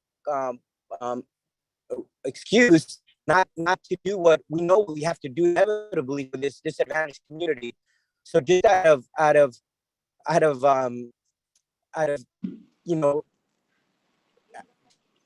frustration to not having an ability today and just trying to kick it down the road, I'm not going to be able to support this motion. Thank you. Thank you, Supervisor Lejo. So I think just a comment that I want to make as we're listening to this, I don't think anybody is talking about trying to do anything to the people of Paho or put any kind of a burden on their back. I think what we're talking about is just trying to find a way that we can make this move forward in an equitable and appropriate way. It doesn't make sense to me to not just move forward with paying, using the ARPA funds so that we're getting the capital outlay portion out of the way. I don't know why, as a board, we can't come to agreement on that. And then turn it back to staff to come back with another suggestion on how we can move forward with the second part of this when we have additional data regarding the rate study as an example. I don't know why we can't get 5 votes for that. It just, this isn't making sense to me. I'm so sorry, but it's just not making sense to me. And I'm sitting here, you can't just vote to go ahead and use the ARPA funds to take care of this? No, because we are at the opportunity now to solve this problem But with we're the not solving resources it. in front of us. But it's not working. But calling it equitable when it's the opposite of equitable is tough for me. I think that's the challenge I'm seeing. We can't use the words without understanding what they mean to communities like this who've not seen the investment. And to try to and I'm just frustrated because I've always had a challenge with the budget process. The supervisor I served for 10 years, and since I've been on this board, I've never had the opportunity to be on budget. But I know that when we get here for budget hearings, it's an extremely fast 2-day process with extreme time limits and lack of access for communities who work at night. So when we're talking about equity, this is not equity. And we have to understand the words we use if we're going to frame them correctly in these arguments. And we're not. We're making an argument that we can put off this second piece when we're sitting in a position now with the resources to do right by this community to a point where we're going to be in a different financial picture. Yes, but if we're saying we'd rather hold on to the money and wait to know what things are going to look like next year, that's not equity. It's just not. No, Chris, I think you just hit exactly what I'm trying to say on the head, is that the budget process is not used in a way that allows communities who have needs to have those needs equally considered in alignment with the values that we say we hold. So I'm asking us to say, we need to have a conversation about how our budget process works. I want to have a conversation about how we handle these one-off requests so that we do have a fair and transparent process. That's the conversation. If you can commit to having that conversation, if we can collectively commit to really thinking about and looking at how our budget process allows for that equitable consideration of how we allocate and when we allocate funds, like that's what I'm asking for right now. And I just heard you say that that's also what you want. But I'm asking you to say, like, yes, let's have that conversation and let's really look at how we ensure that funds are allocated in ways that meet the things that we say we care about and match our values as a county. That's what I'm asking for right now. And I'm willing to have that conversation. What I'm not willing to do is say I won't speak up in the middle of a year for my community if they have a need. And that I cannot, again, I represent a lot of communities with a lot of need. Yes. And I can't say I'm going to silence my voice for them except for during one process throughout the year. I can't. And that was how I interpreted the first question. And that's, I can't commit to be that person. That's not who I am. And it's not when my community's needs are realistic. And I see this as part of that. I feel like that our whole budget process is a problem because we should have, that's what our contingency fund should be used for. We should have the contingency fund that is set aside so that when needs come forward from communities, whether it's through an emergency or if it's something that finally is brought forward, that funding has been set aside to just address those kinds of issues. But the way it has been done, it's like who gets the loudest voice, and who can make sure that that they get the third vote. And that I see both of your frustrations. I really do.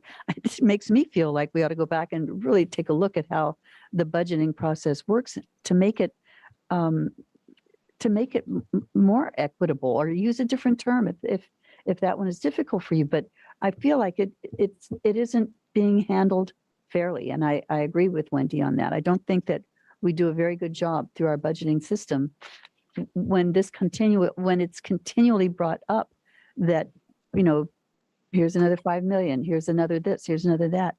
I think we really should revisit the way that our budgeting is done. You said something that really struck me, and I think about this regularly, and that is that we don't even have the opportunity to have people come to make a presentation at the budget hearings because they're all done during the day when people are working.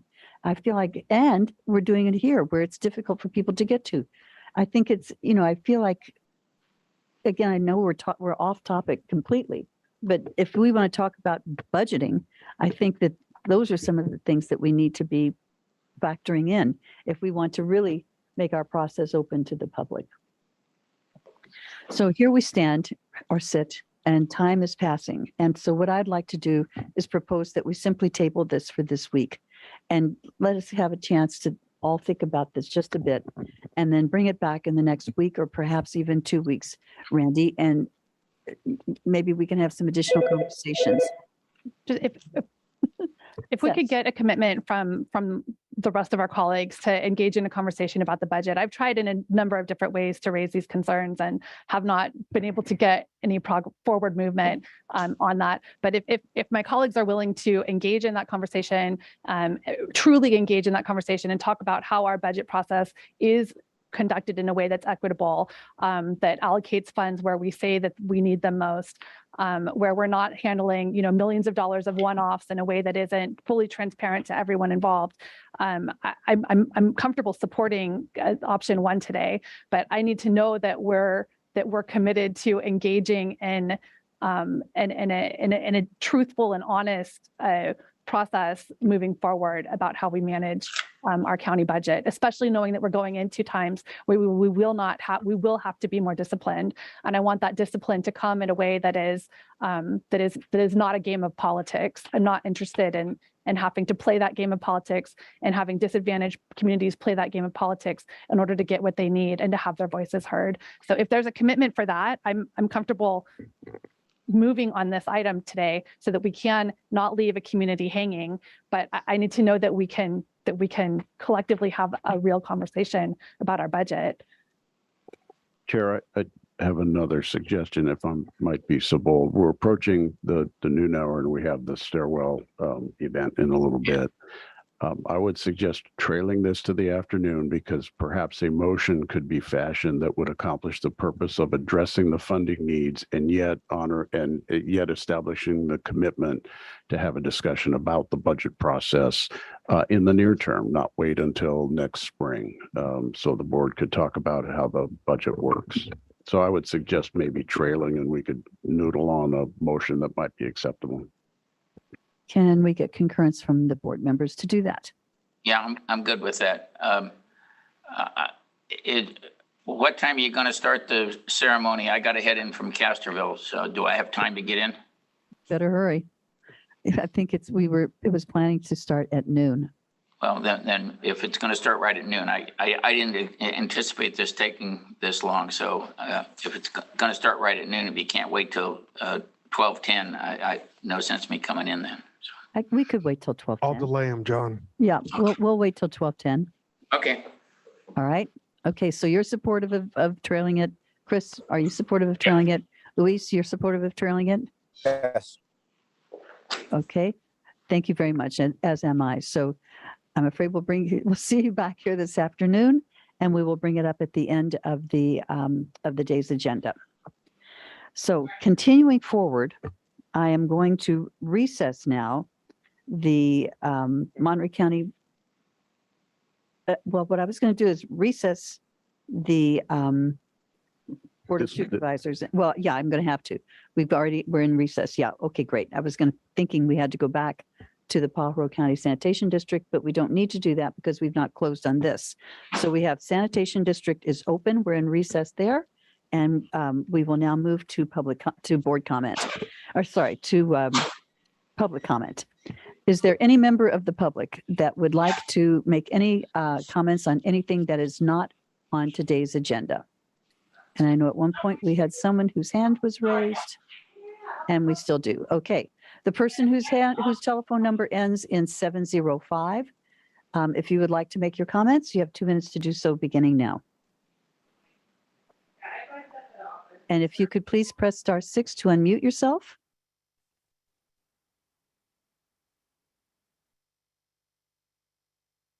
Hello, the person who is with the hand raised, whose telephone ends in 705. It is now public comment for the Board of Supervisors for Monterey County. And I believe you're interested in making comments. It appears as if you have taken your hand down, your hands back up. Press *6 to unmute yourself, and we'll be able to hear your comments. There we go. Yes. Hello? Hello. Can you You're hear? on. Yes. Yes. Good morning, Supervisors. I'm Lorna Moffett, and I'd like to speak to you about your role in steering our government from the disastrous road it is taking of producing electric cars as a way of diverting our climate crisis. Americans are hard put to sacrifice their comforts for climate change. We must get out of our cars and into mass transit. If we don't, we are simply doomed, and here is why. The batteries needed for electric cars will have its own colossal impact on our planet. I talked to an EPA specialist about this very thing, and he told me people have no idea of the amount of toxic chemicals and heat needed to recycle batteries or make them. The undersea mining that is now being proposed is horrific. The land and water needed to produce these individual batteries is mind-boggling. The money needed to do this must and should go towards mass transit instead. A bullet train from Monterey to San Francisco could transport thousands daily and alleviate the gridlock we are experiencing daily. Your role as supervisors is to guide and side with TAMSI, to put pressure on Congress to make sure mass transit is funded before individual electric vehicles. Thank you for your comments. Oh, you're still on. Yes. Yeah, electric vehicles are not green. They are the automakers' excuse for keeping America tied to their automobiles, despite whatever looming catastrophic they will produce in making them. Thank you so much. Thank you for your comments. Is there any other member of the public who would like to make comments today on anything that is not on the agenda?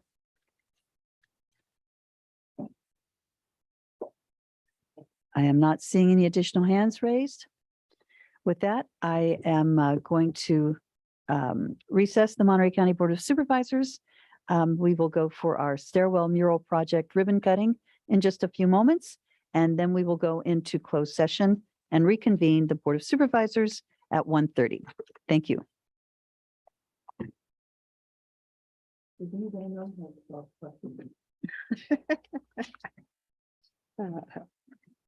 We'll wait for John. So, Diego? All right.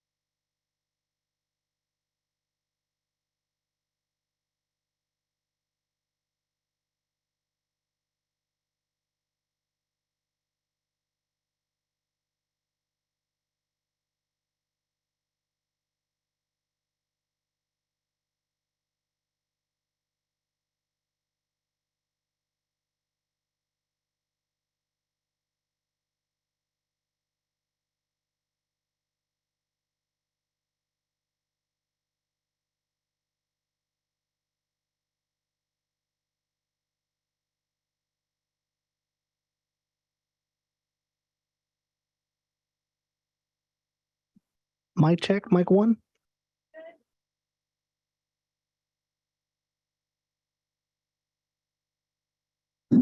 Mic check, mic four.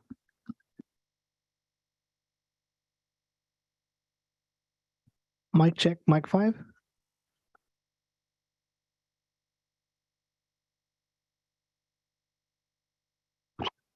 Mic check, mic seven. I ate a muffin. Mic check, mic eight. Clerk's mic. Mic check, mic 10.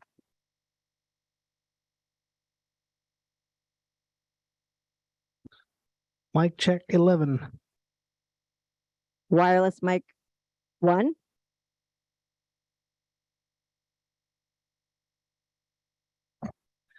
Mic 12, check.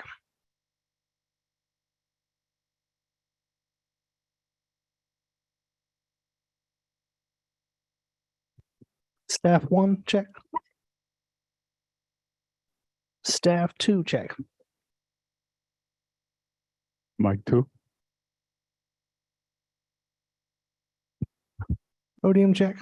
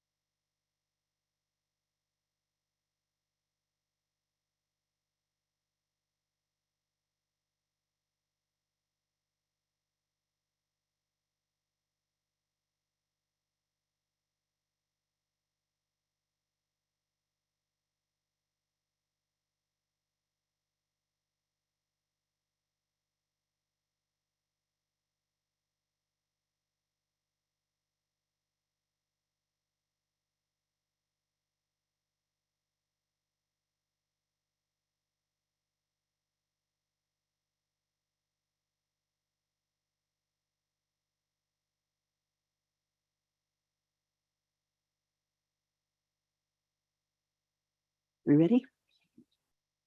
Good afternoon, everyone.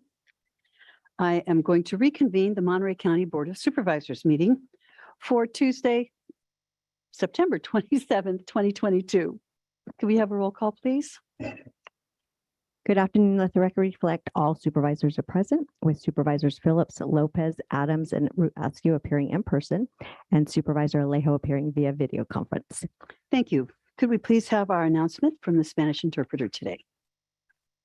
Muy buenas tardes a todos. Mi nombre es Diego Celis. Seré su intérprete de español-inglés, inglés-español para la reunión de hoy. Si está planeando hacer un comentario y necesita servicio de intérprete, por favor, hablar lenta y lo suficientemente fuerte para que yo lo escuche. Por favor, hacer una pausa al final de sus oraciones para asegurarse de que tengo la oportunidad de interpretar. Muchas gracias. Thank you, Mr. Celis. And now we will go to our scheduled matters. The first scheduled matter we have is item number 17, which is to conduct a public hearing on Urban County Community Development Block Grant Consolidated Annual Performance and Evaluation Report, affectionately called the CAPER.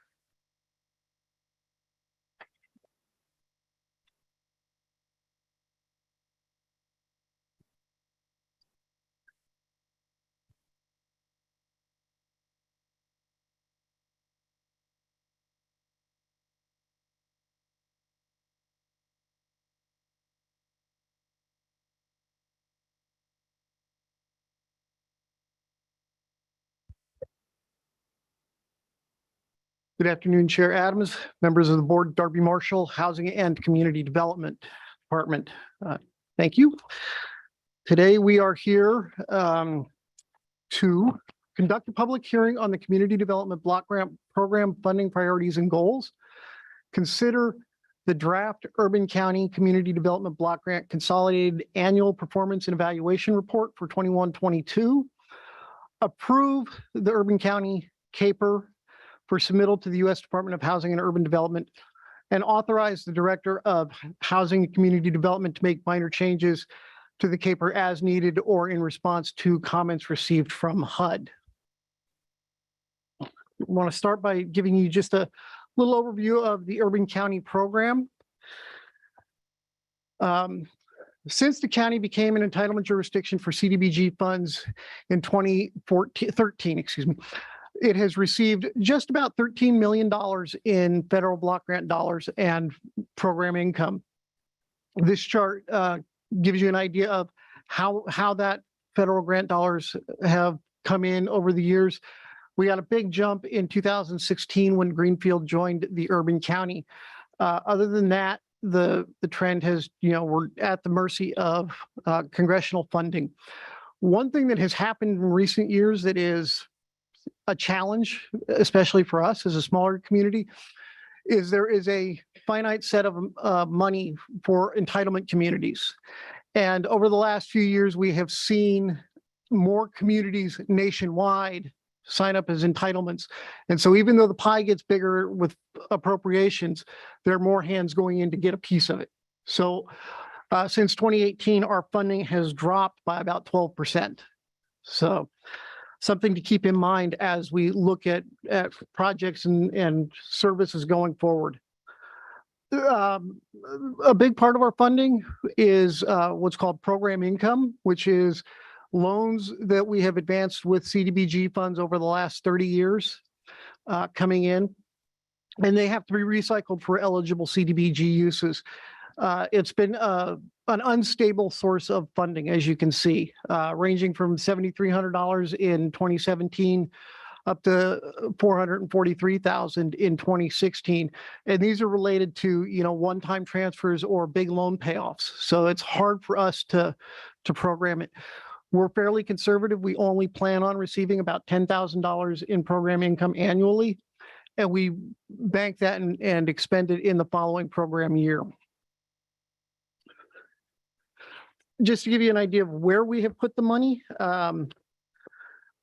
we have city partners. The cities are Delray Oaks, Gonzales, Greenfield, and Sand City.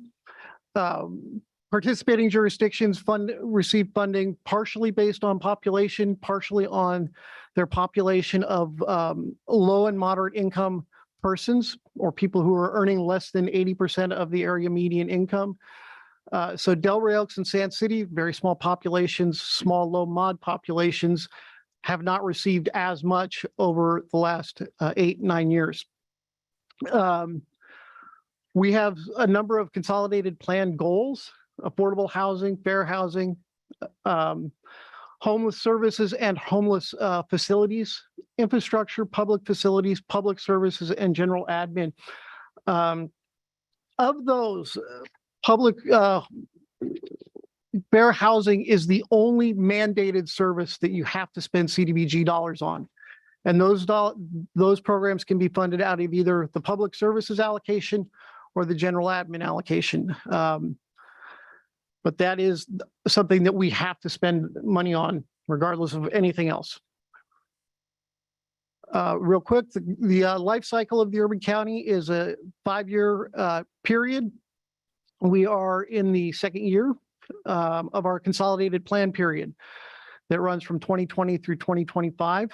We also have a 3-year joint powers authority cycle where we have to invite jurisdictions to participate in the urban county. We just completed that in July of this year with new JPA agreements going in place.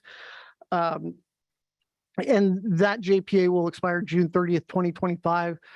And in probably October of 2024, we will start to reach out to all of the communities in Monterey County to see if they would like to join the urban county.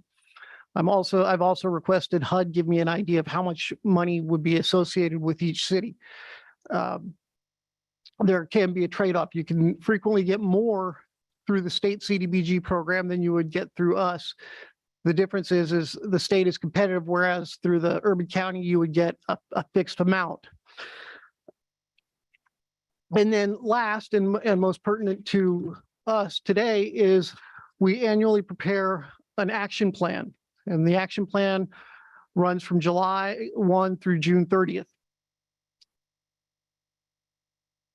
So at any given time, staff are working in 3 program years for us, the urban county. So this year, for the 21-22 period, we started December 1st of 2020 when we issued our notice of funding availability. We have a mailing list of over 200 individuals and nonprofit organizations and local government organizations that we direct mail the public notice to. We also publish in El Sol, the Monterey County Weekly, and all 4 publications produced by South County Newspaper Group. In January, applications are closed and staff rates ranks them. We then bring them to the Board of Supervisors Urban County Committee for those members to weigh in and make a formal recommendation for inclusion in the annual action plan for consideration by the board. HUD requires us to have at least 2 public hearings in the annual planning cycle. We do one when you adopt the action plan, typically it's in May, and then we do the second one in the following September as we close out the program year. We may come back throughout the year periodically if we have to do an amendment or we need to change projects, but typically you'll see us twice. So this year, some of our partners, public services, are limited to 15% of the new CDBG grant amount. So there is a cap. This year, we invested $225,550 in public services. This graphic shows you some of our partner agencies and a breakdown of how we spent it. 25,000 of the fair housing was actually from our admin allocation. So we could make room for additional public services there. If you have questions at any point, I can answer them. The largest pot of money goes through affordable housing, infrastructure, public facilities type projects. For this program year, we invested $1,084,000. 80,500 went to the Veterans Transition Center to rehab a duplex on Hayes Place, and then the balance went to public facilities.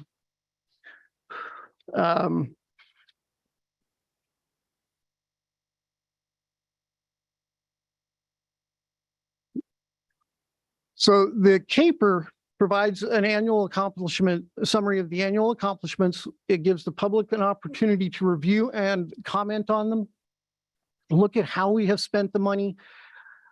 We align those accomplishments with the goals in the strategic plan. And also it rolls up the accomplishments over the life of the consolidated plan. So this graphic gives you an idea of how the funds were allocated last year. We did have a substantial amendment that we came back for that increased funding by $202,000 from prior years. The board, when it adopted the action plan, had allocated those dollars to additional funding for curb and gutter improvements in San Lucas, sidewalks in Castroville and the Veterans Transition Center. You can see the listing of public service agencies and then general admin. For this year, we have about $115,000 in the general admin pot that will roll into the 22-23 program year. And when the board adopted the action plan for the 22-23 program year, you did allocate up to $100,000 for sidewalks in Aromas. So we will roll that remaining balance into the NOFA that we issue here in December.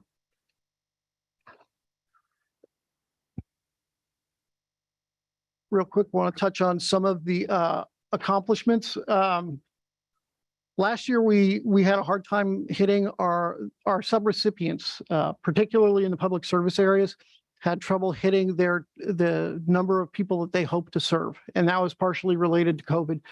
As we can see, then the number of people that are being served by CDBG subsidized programs has managed to increase with more than 3,700 Monterey County residents receiving some benefit directly through a CDBG funded program. In terms of our public facilities, San Lucas and Castroville should be completed by the end of October, and Veterans Transition Center should be completed by June 30th of 2023. These are just some before and in progress shots of what has been accomplished in San Lucas. The picture on the left is San Benito Street, right in front of the elementary school, looking down the street from Mary. Lots of potholes, no curb gutter. And in the upper right, you can see somebody already enjoying the new sidewalks. I don't think you could have done that in the old street.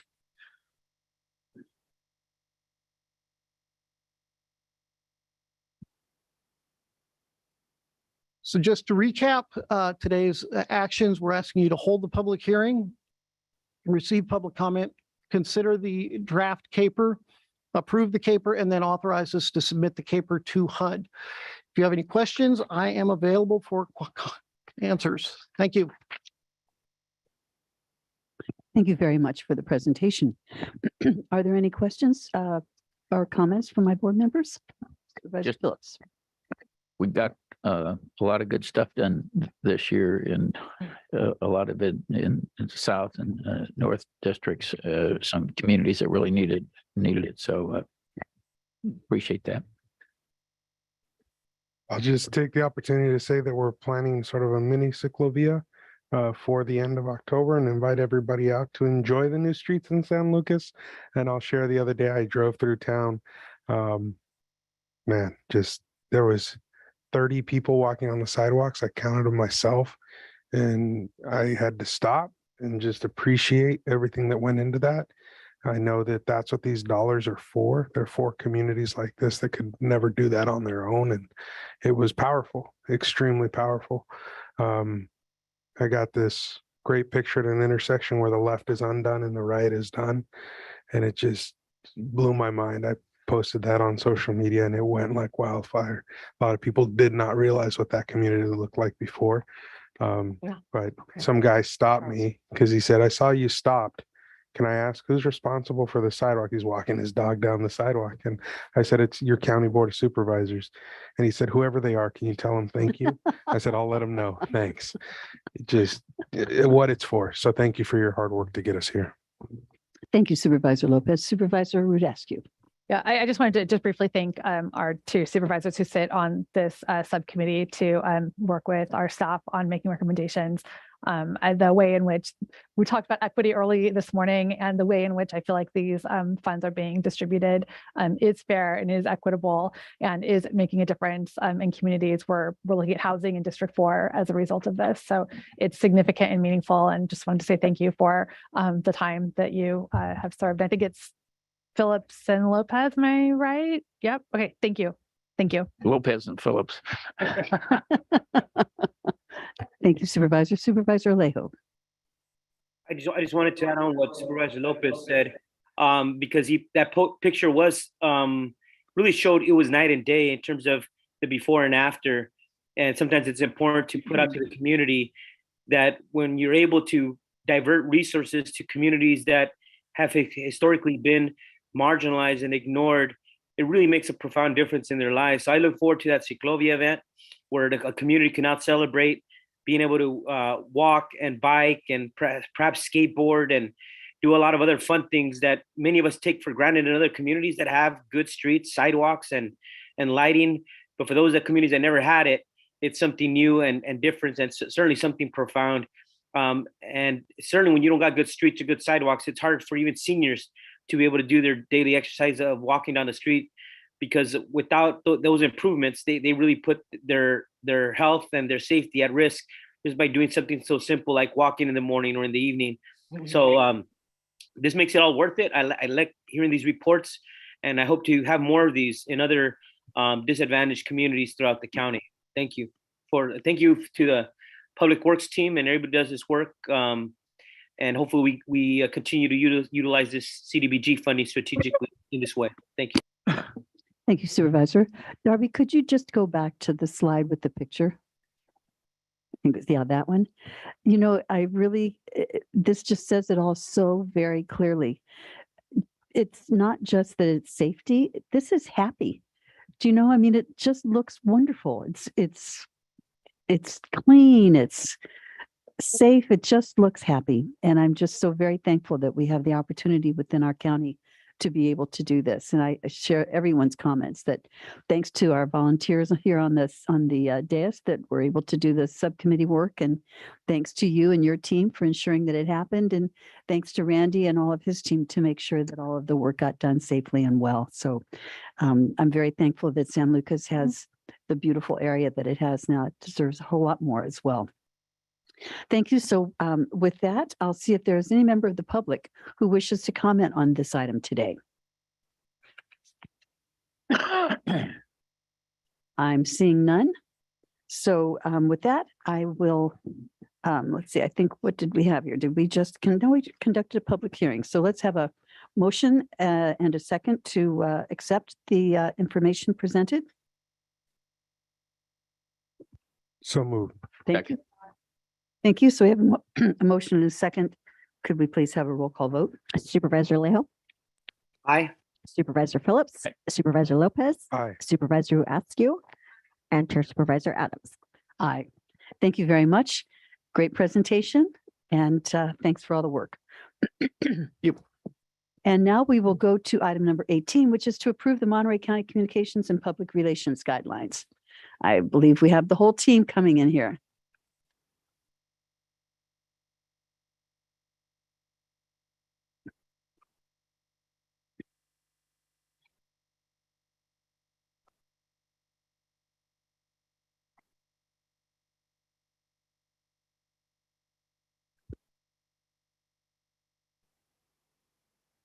Good afternoon, Board of Supervisors. Chair Adams, thank you very much for your time this afternoon. We appreciate it.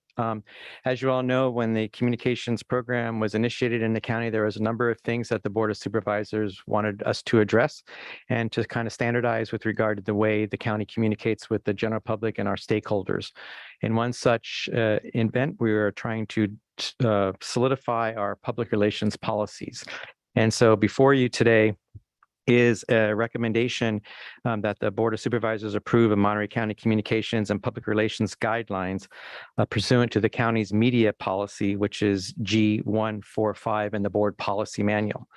Obviously, you all know that communications consistency is very important, whether it be an emergency situation, a public health crisis, or just getting general information out to the public for the benefit of our residents and our businesses and our community members.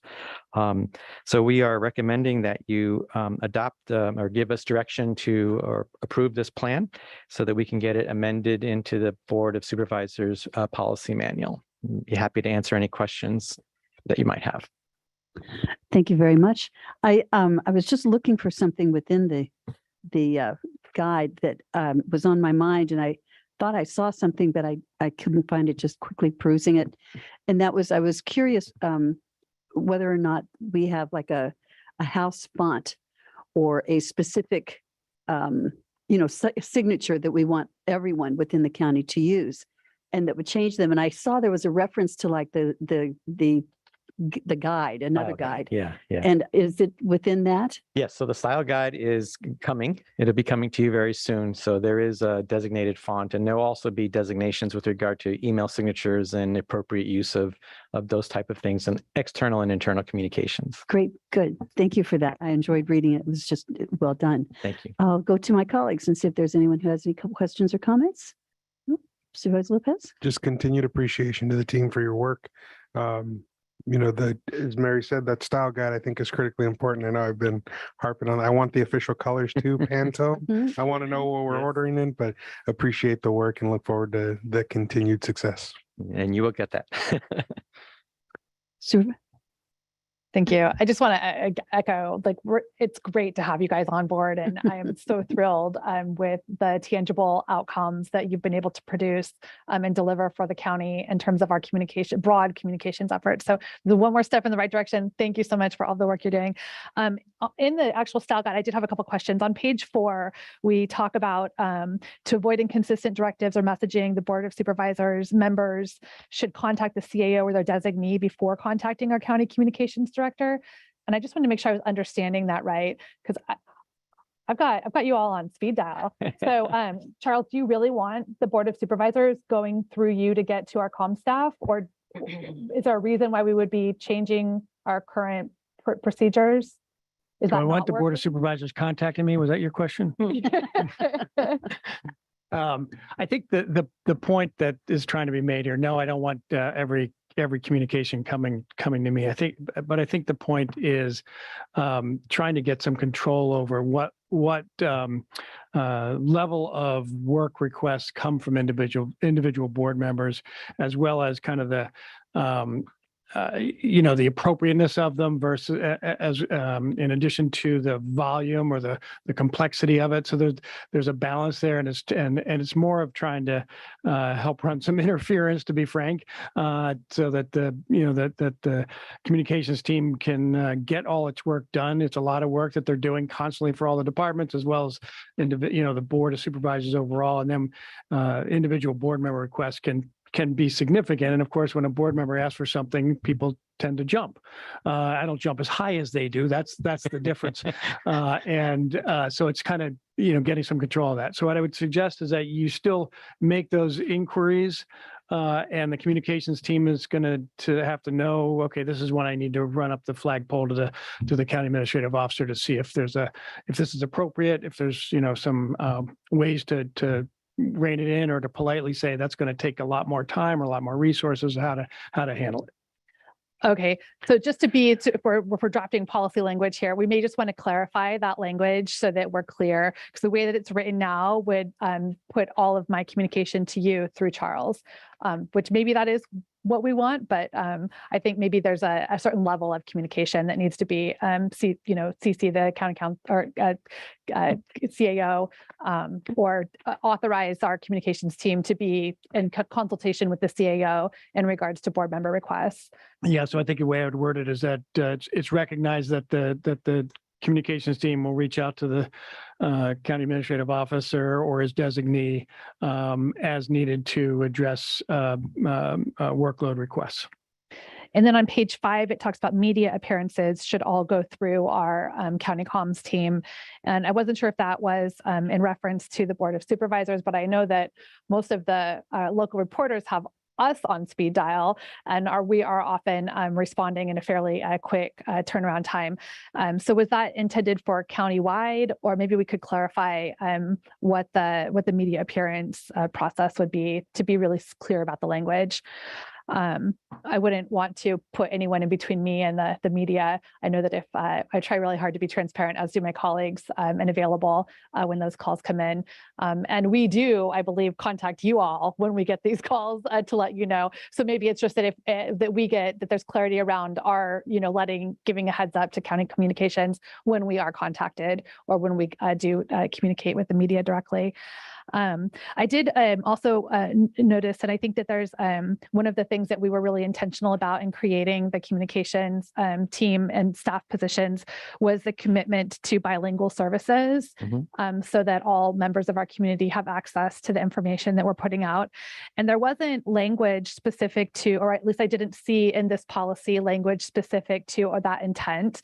I think that would be an important thing to include and to call out specifically, because it was one of the big reasons why we wanted to make sure that our communications, all of our communications, was accessible. Also ADA compliance. When we're talking about county communications, we do have members of the community who rely on written, transcriptions that we have here.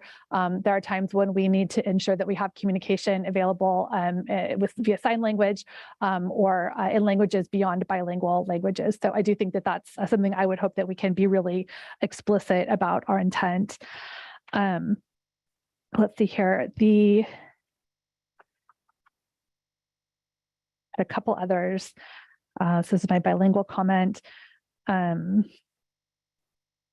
then there was a brief mention of social media in here. And I think, are we going to have an additional social media guide that goes into more detail? Because I know there's dozens of different channels by which the county communicates to our different departments. And one of the hopes that we had was that we sort of somehow get our arms around those and ensure that we have a backup person who's assigned. So anytime we have a county communications channel, we would have some standards that are in place and some backups that were in place. We don't have abandoned social media channels. So just wanted to verify that that's separate from this document. If I may, yes, that's correct. It is. There's a separate policy that has already been reviewed by County Council and the CAO's staff. It's in NITD, and it's going to be coming to you in a number of weeks. Okay, and it's very fabulous. extensive. It's quite extensive. So. Okay, wonderful. Because I think there was a section, and I don't have both documents up, but there was a section that references social media. So we may just want to call that out as a reference document in there. And then I also am really excited about the branding guideline, which was something that the comms ad hoc committee had been talking about from at least the day one that I joined that group. And so we are excited to have that. But already I see a consistency in our communications and our messaging that feels tangible, but having that documented, I think, is going to be one more step in the right direction. So I would suggest that we maybe throw some edits into this and then pop it back onto a consent agenda for final approval with these suggested changes. Madam Chair, before we move on to the other, so I could just respond to one other point that Supervisor Rudasky made, as about the working through the communications team on media requests, and I appreciate the speed dial aspect, which media has everybody's phone up here on the dais, as well as our communications team. Part of that is somewhat knowing that you have been contacted so that especially for me or for the county council or for our communications team, so we're not putting out something that's inconsistent with one of the board members. Not that you speak for the full board, but we just want to have some consistency there. In addition, there may be times where you're not available to speak to the media, and we may be able to get somebody else to speak to the media so instead of it going, not answered. So that's kind of part of the reasoning. Yeah. I definitely support having some clarity around that. It does feel a little like the Wild West sometimes. So documenting what our expectations are and agreeing to those expectations and how we're going to remain in communication internally as we communicate externally. I'm thrilled to see this all get memorialized in writing. Thank you, Supervisor Rudascu. And I see that Supervisor Lejo has his hand up. Thank you. I just wanted to agree with all my colleagues' comments. I think Nick and Maya and I believe Nelly, yeah, that they're doing a good job so far. And I think we always realize there's nobody's going to tell the county story unless we're doing it ourselves and trying to get information out there and really utilize social media as much as possible, because that is the way many people receive their news now, but also maximizing the traditional media that we have out there to answer the community's questions and to get information out there in a timely manner. So I just want to commend them, but for me, it does to show these are important resources. The communication aspect of the county is imperative. So I want to thank them for the good work they're doing and really working professionally, I think, with me and my team, and I know with my other colleagues as well. Thank you. Thank you, Supervisor.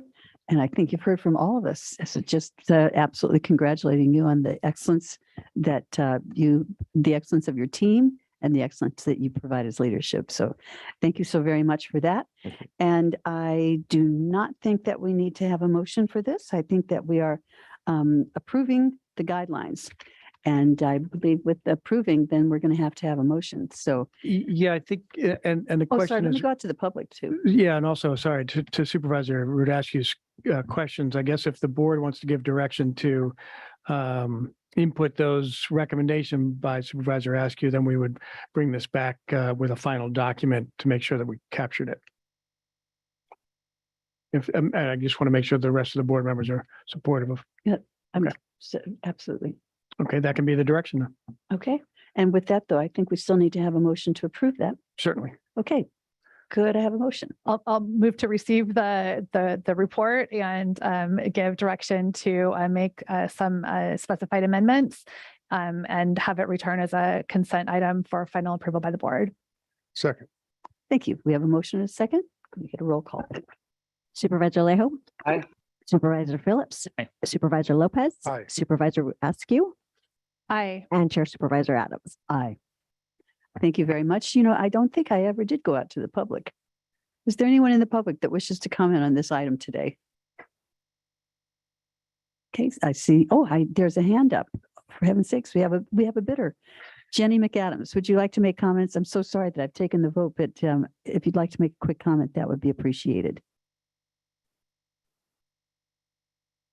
And if you could unmute yourself, Jenny.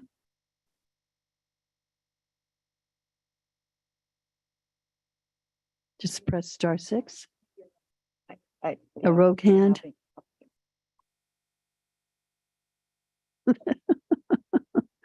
Well, Jenny, I see you're not unmuting yourself. And looking down to my colleague, I think we're going to take that as a missed opportunity. So with that, we will close item number 18. Oh, here we go. Jenny, do you wish to speak? I think not. Okay, thank you. We're closing item number 18 and moving forward with item 19. Thank you very much again for your Thank you very much. presentation. Thank you. Very appreciated, very well prepared. So item 19, another exciting day at the podium. And today we are going to be hearing a public hearing to find that the abandonment of the official plan lines of the portion of Rio Road between the two segments of Rio Road currently constructed, being approximately that portion from Engineer Station XX. At any rate, what we're looking is to change the name. And I think I'm going to just turn it directly over to our absolutely perfect staff to walk us through this. Thank you. Thank you very much, Chair and members of the board. I'm Randy Ishii, Director of Public Works, Facilities and Parks. And with me today is Mike Getz, County Surveyor. And the item that we have before you, as you had introduced, is to conduct a public hearing related to matters regarding Rio Road. And we have a brief PowerPoint presentation. With that, I will hand the floor over to our County Surveyor. Good afternoon, Chair Adams and members of the board. As Mr. Ishii mentioned, I'm Michael Getz, County Surveyor. And if I may just return to the San Lucas improvements, just to say there's one other hidden benefit that has come to the people of San Lucas. San Lucas is a very old town, and the county survey crew surveyed all the major streets, laying out the blocks, which will allow them an immense benefit in the future should they need to determine where their property lines are. And so that is going to be accomplished through this same project. So our kudos to our survey crew. Now, if we can return to this item, thank you. If we go to the next slide, we're going to discuss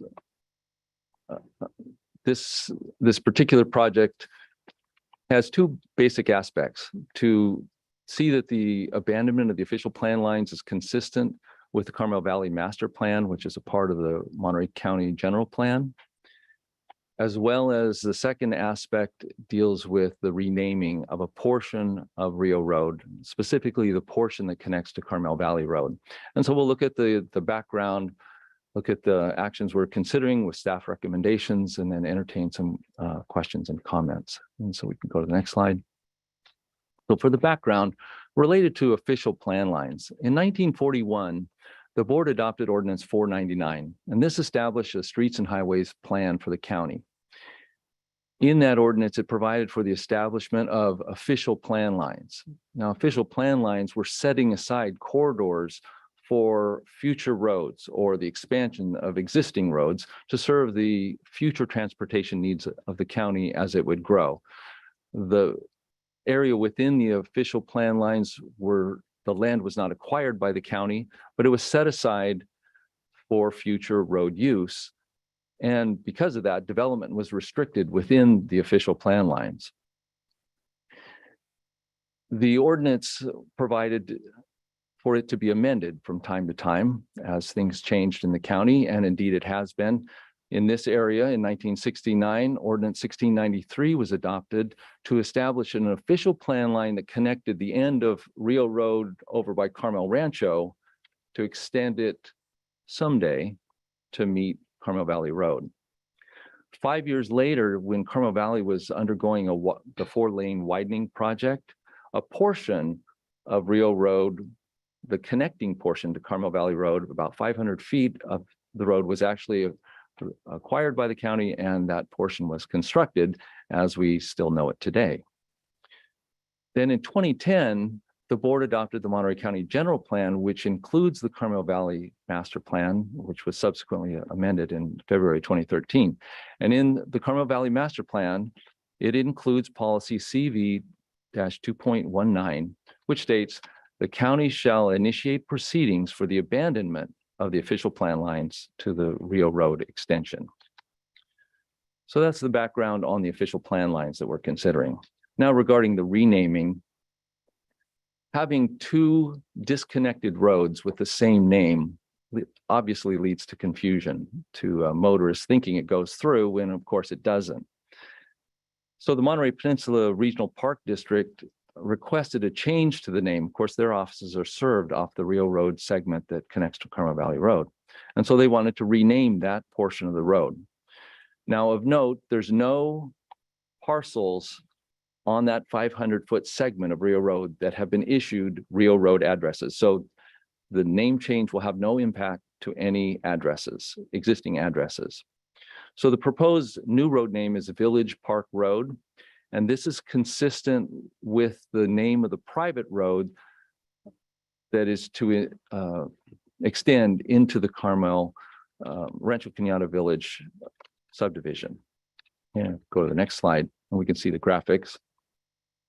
So here we see what we're discussing.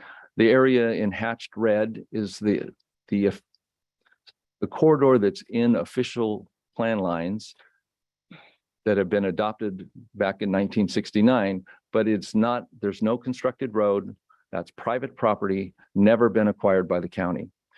On the westerly end, we have Rio Road that comes from Carmel Rancho, where it's comes to a dead end as it's constructed. And then on the northeasterly side, the connection to Carmel Valley Road, which is also constructed and is a county road named Rio Road. So consistent with the Carmel Valley Master Plan policy, the action is to abandon the official plan lines that make this connection. This also has to be understood in the framework of Ordinance 499 restricted development within the strip, and Title 21 of Monterey County Code, the zoning ordinance, also imposes a further burden on private property that no construction can be, that they have to maintain setbacks for any new construction from these lines. So it would definitely impact the development of the Rancho Cañada Village subdivision if this abandonment did not take place. If we go to the next slide, please. So staff recommends that the board find that the abandonment of the official plan lines for this portion of the unconstructed portion of Rio Road between the two segments that are currently constructed is in conformity with policy CV-2.9 of the Carmel Valley Master Plan. Consistent with that, the board staff recommends the board adopt an ordinance that amends Ordinance 499, which is the Streets and Highways Plan of Monterey County, which had been previously amended by Ordinance number 1693, thereby deleting a portion of Section 3WW and Section 8WW, the official plan lines for the extension and construction of Rio Road. And then finally, adopt a resolution to rename that portion, that 500-foot portion of Rio Road that connects to Carmel Valley Road, to the non-controversial name Village Park Road, which incidentally has been approved by the Monterey Peninsula Regional Parks District and by county communication. That concludes staff's presentation, and I'm available for comments. Thank you very much for your presentation. Supervisor Alejo, you have your hand up. I was from before, sorry. Okay, would you like to make any comments or questions on this item? No, ma'am. Thank you. Well, then we'll just move down to District 2. District 3. I'm good. District 4. Well, it's in District 5, and I'm very happy. Thank you very much for the good work. I think it's going to be helpful to people to see the difference between the two roads, and it's part of the process that we've had going on in that area. So thank you very much. Let's take it out to the public and see if there's any member of the public who wishes to comment on this item. I'm seeing no one coming forward, so I will bring it back to the board for a motion to approve the item. Move approval. Thank you. Thank you. We have a motion, Phillips, and a second, Rudascu. Can we please have a roll call vote? Supervisor Alejo. Aye. Supervisor Phillips. Aye. Supervisor Lopez. Aye. Supervisor Askew. And Chair Supervisor Adams. Aye. Thank you again very much for the presentation. And we will close this item and move on to item 20, which is consider making appointments to the primary and alternate public member director positions for the Board of Directors of the Salinas Valley Basin Groundwater Sustainability Agency. And I expect that we have a presentation of some sort From me. from you. I was wondering who's going to be. Thank you, speaking Honorable here. Chair, members of the actor. board. As you may recall, the Board of Supervisors makes a number of appointments to director positions of the Salinas Valley Basin Groundwater Sustainability Agency. One of those positions is the public member director position, both a primary and an alternate. The process to be filed is that the GSA board initiates application process, considers the applications, and then makes recommendations to the Board of Supervisors for the appointment. The GSA board received 5 applications for the current opening. The term of the current director expired at the end of June, but the current director serves until a replacement is chosen and sworn in. And then the alternate director position has actually been vacant for some time now. So the GSA received 5 applications and considered those applications at its meeting in early September. And the GSA board has forwarded the following nominations for your consideration: Ms. Carolyn Chapin for the primary director and Mr. Robert Rodoni for the alternate. Ms. Chapin has been serving for the last 3 years and a couple of months as the primary public member director. She is a member of the, excuse me for a minute, Hidden Ranch Mutual Water Company and therefore qualifies for the position. Mr. Rodoni applied only for the alternate position, and he is an owner of a well within the basin and therefore qualifies for the position as well. So the GSA board is recommending that Ms. Chapin be appointed the primary director for the public member position and that Mr. Rodoni be appointed the alternate director for that position. I believe Ms. Chapin is in the meeting via Zoom if she would like to say anything, and Mr. Rodoni is in the chambers if he would like to say anything after Ms. Chapin has spoken. So, Chair, if you would invite Ms. Chapin to speak. Thank you. Ms. Chapin, your hand is up and you're unmuted. So would you like to make a few comments? Yes, thank you very much, Chair Adams and members of the Board of Supervisors. I will be brief in my comments. I believe you have a bit of my bio in your board packet today. I've been very fortunate to serve as a board member of the GSA for the past 3 years. I've learned a lot. I've really enjoyed my time there. As you're probably aware, it's very challenging and important work, and I enjoy it. Luckily, my professional and also personal experience in the water issues lends itself well to appointment as the holder of the public seat on that board of directors. So I just want to thank you all very much for the opportunity to serve the organization, which I believe I've done so thoughtfully. I continue to have the time and the willingness and the knowledge to serve. So I thank you for the opportunity to serve my community, and I appreciate your consideration for this appointment today. Thank you. Thank you very much, Ms. Chapin. Any comments or questions on Ms. Chapin? Yes. Well, I'll start by saying thank you to Ms. Chapin for your service and qualifications that you bring to the board. I did have a question, though, in terms of process with the GSA recommending appointments to this board. And as a board, we make the final decisions, but the names of the other applications weren't submitted. So from a process standpoint, would it be appropriate for us to know who all applied as we then consider which name to select? I appreciate that there was a preference given by the SVB GSA, but just from a process standpoint, it seems that if we're making the final decision that we should have the names of all those who applied. That has not been part of the process heretofore. However, if the board wants to recommend to the GSA board that they include the information about all applicants for any future director positions, I'm sure the GSA board would comply with that. Okay, I think that would be my request, and I'm happy to move the appointment of our primary and alternate member as recommended today, but would like to add in that request that we make for the names of in the future, that we have a full list of names of those who applied. Thank you. And before we take a motion, I think I would like to invite our other candidate, Mr. Rodoni, if he would like to come and make some comments. I was wondering who this popular guy was that everybody was going up and saying hello to.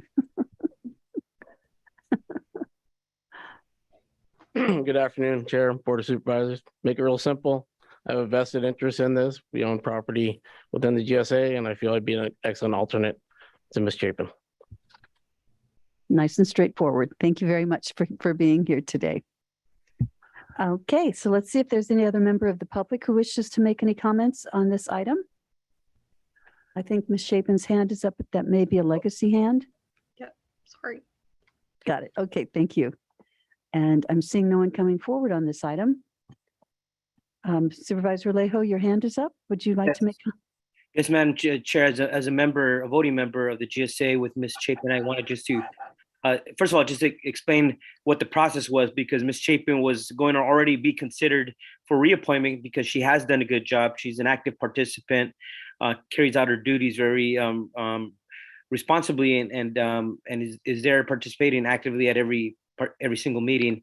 But the board had voted to open it up to see if there was additional applications, which those additional ones came in. But even despite that, the board unanimously supported Ms. Chapin to continue her position. So there were, at least process-wise, there was additional opportunity to people to apply, be heard, be considered, and Ms. Chapin nonetheless was still chosen to continue as the primary.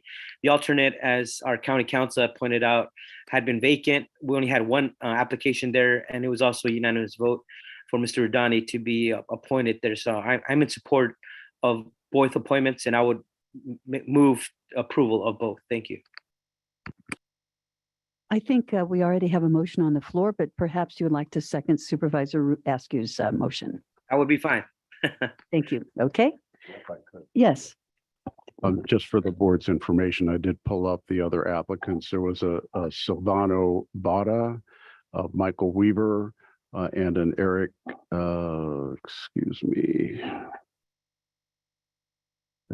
Eric Castaneda were the other three. Thank you, Chair. Thank you very much.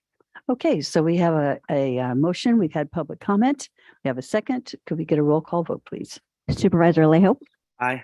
Supervisor Phillips, Aye. Supervisor Lopez, Aye. Supervisor Askew, Aye. and Chair Supervisor Adams. Aye. Thank you. I would just say it's nice to see even the alternate position, a farmer on there. When I took this job, I knew I didn't know a lot about water, and it was the farmers in the whole area, Bob Annell, Richard Smith, Dale Huss. It was those people I went to educate me about water. Farmers know so much about water. It's so nice to see Mr. Rodoni stepping up. So thank you. Thank you, Supervisor Phillips. And now with that, we are going to close item number 20. We're going to continue on through the rest of our agenda, and then we will revisit item number 16.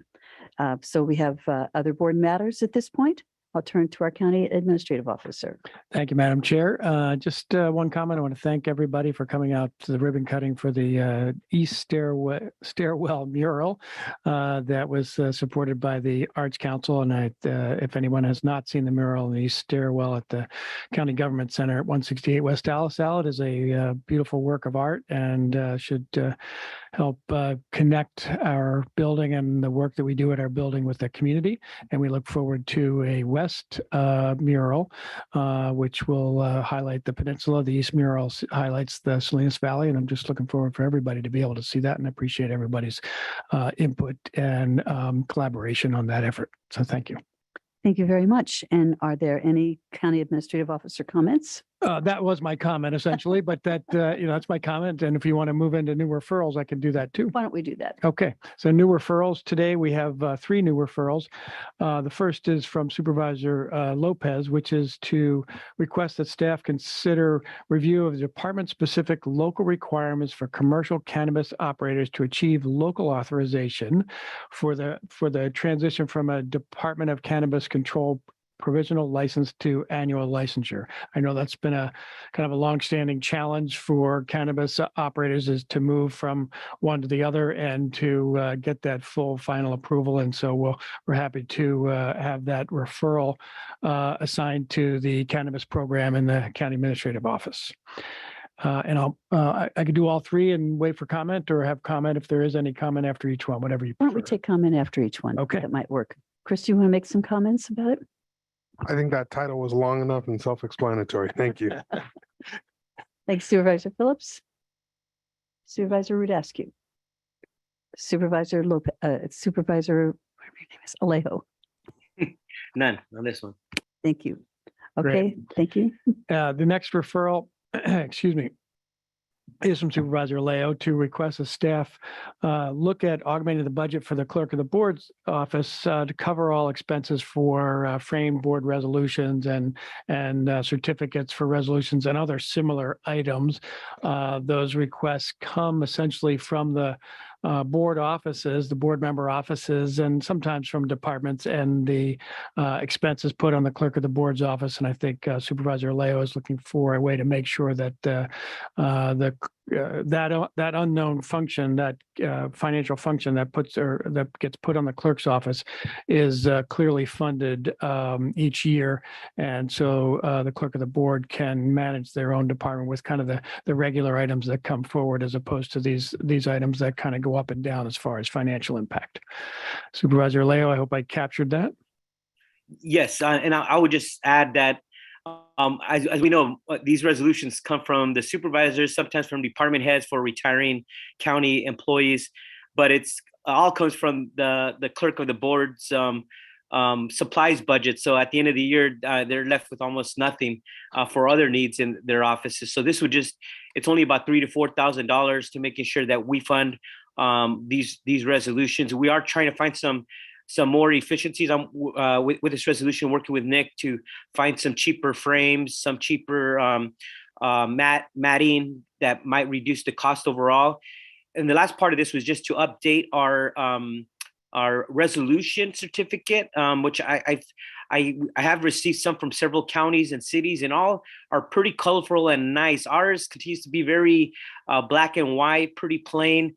And when we're giving out these resolutions, it's nice to give the community or retiring employees something that would really look nice to put on the wall. So we're trying to find an efficient way to do that. And I know Nick and his graphic design talent is trying to come up with the draft. So we might be able to come up with something with almost no cost except Nick's time. So we want to bring that forward for the board to consider an updated and nicer certificate to use on our proclamations or resolutions in the future.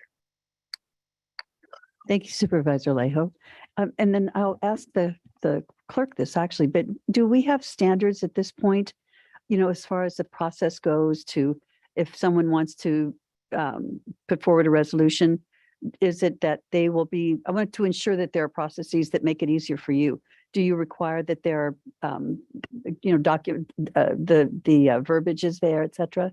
Yes, we do have processes in place, and we do refer folks to those processes when requesting a ceremonial resolution. Good. And then do we have limits? Are each of us allotted X number to have so that everybody gets a fair shake, so to speak? Yes, we try to limit it to 20 per office, but the costs were kind of getting out of hand right now. We had ordered 100 frames for this year. We're at 175 right now. Oh my goodness. A lot of excitement, and I think a lot of people retiring. Yeah. Okay, thank you so much for that. Any other questions? Just a Chris? couple Mhm. points. First, Supervisor Alejo said cheaper frames. Let's not go cheaper. Let's go lower cost. Our retirees and others deserve the quality. Sorry, Louis, just picking on words. But to that question of how many each office gets, at one point, the aides did have a robust discussion, and I remember engaging in that odd discussion about how many we get, and the chair gets more, and where does this allotment go? Well, the chair didn't like that one. It's just been a weird conversation for years. I agree it's time to get a formal policy and get into the budget the appropriate costs, because these are critical. They do help serve a critical function for us, which is recognizing those people who achieve things worth being recognized by our board. And so having it appropriately funded so that it doesn't bear an additional cost on a department, I think is appropriate. And so I look forward to seeing the different proposals as they come back in terms of the new design.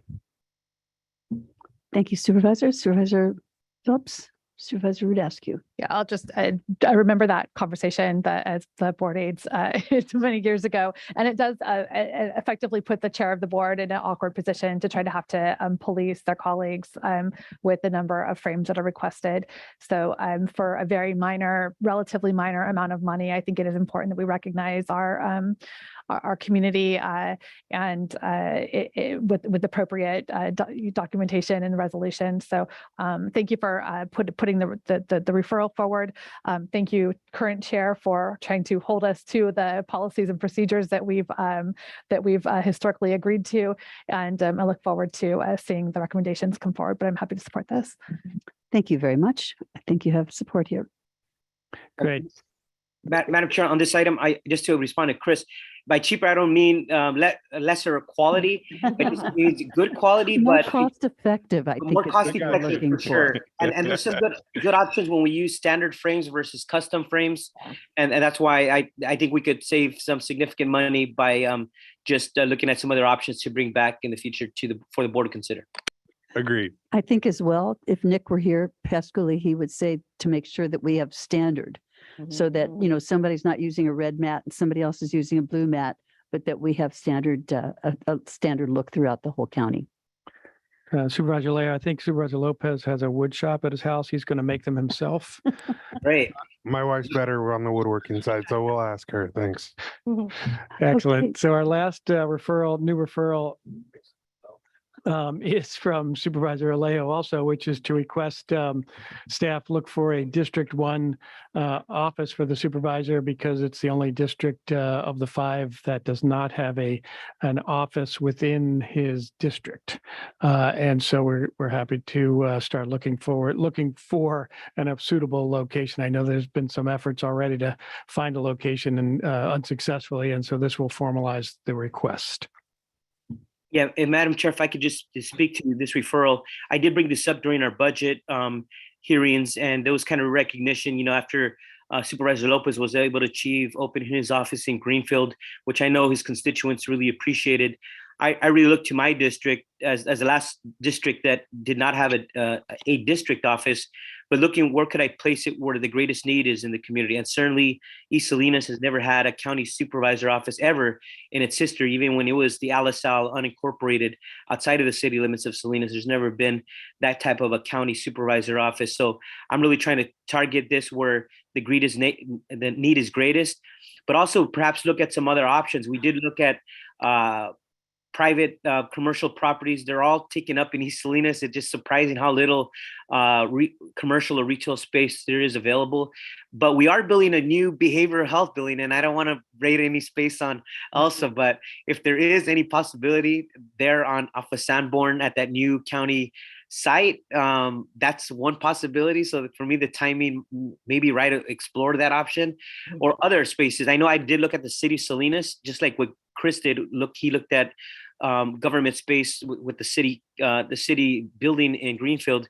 I did ask for all the sites that were in East Salinas for the city, but they're all the space is currently occupied by different programs and nonprofits and a childcare center at the old firehouse. So I did look at those options as well, but I'm just needing more technical help from our staff to see if we could do this in a cost feasible way, or if there is space at the new building that is being constructed. I would take any of those opportunities. Thank you.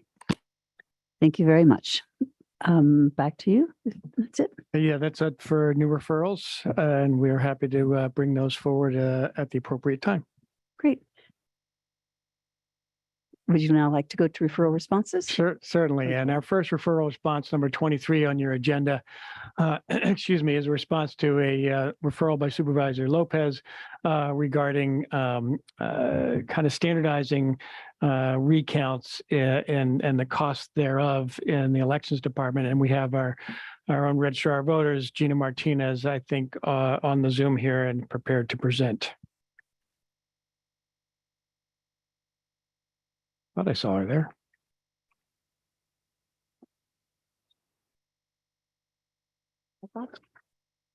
Ah, she did. You're right. You're right. You know what, Madam Chair, I think if it's okay with the board, I think Ms. Martinez, I do recall her asking to have this item moved to a different date. So I don't see her on the Zoom. It was on. You are absolutely correct. She removed item 23. Oh, it was on the additions and corrections. Okay. Yes, I'm so sorry that I didn't remember that. Too I busy missed- chatting with my county council over here. Thank you. I missed that too. I was just looking at the current agenda. I need to look at both. So the next referral response is to look at increasing funding allocated to the VITA program to maintain it through December 31, 2022, and getting direction for staff. And I think Dr. Krista Hani is on, and I know Elsa Jimenez is on there, and I think Dr. Hani is going to take this. I am here. Thank you. CAO, and thank you, Chair Adams, supervisors and staff. And I also have joining me Michael Castro and Roxanne Supersad. Michael's with Community Foundation, Monterey County, and Roxanne Supersad is our Planning, Evaluation, and Policy Unit Supervising Public Health Epidemiologist. This is just an update from the referral that provided that increased funding. And I will share my screen. And then this is where I always have to stop sharing once. And then share again. And now, are you seeing the full screen of the presentation? No. No. All right, I am sharing that right now. Okay, great. Thank you very much for the opportunity today to give you this update. And as you know, you approved the funding for VITA based on really those principal values of health equity. And also very important, those principles of reducing barriers to access by tailoring the pandemic response to the community needs. And as we proceeded forward, our strategies very much were focused on community health workers, focusing their activities in the 2 lowest quartiles of the Healthy Places Index zip codes. The community health workers are from the communities, they're trusted. They were very important for providing conduits for messaging, helping with critical systems navigation, connecting individuals to those COVID pandemic resources from testing through vaccination. And our timeline, we started back in December 2020 with the funding that was provided by the board. We ramped up quickly and ended up by having 10 CBOs and over 125 full and part-time CHWs. And then we did go through a couple right sizing processes as the pandemic proceeded. We're currently at 44 FTE CHWs, which is about 58 full and part-time CHWs and 8 CBOs. And we are still planning, and you'll hear a bit in a slide just down the road here, a little bit about how we're planning for sustainability. I'll hand it over to Roxanne now, as she will talk through our brief overview of our data. Yeah, so thank you, Krista. And so in February, we began to closely monitor the reach throughout the county with the focus again on the HPI lowest quartiles. Since then, we've seen significant strides in the reach throughout the county. And for 2022, we have focused in on the South County areas, Marina, Seaside, and Salinas, where we see most of the reach in the dark blue on the screen. And those are identified as areas of high need and in the lowest HPI quartiles. To date, CBOs have offered over 700 testing opportunities throughout the county. Sorry, the slides flipping back and forth got me a little there. And then, so these testing sites were strategically placed in VITA's focus areas where those areas are high need and where they are free and widely available throughout the county for residents to receive testing and other COVID-19 related resources. Next slide.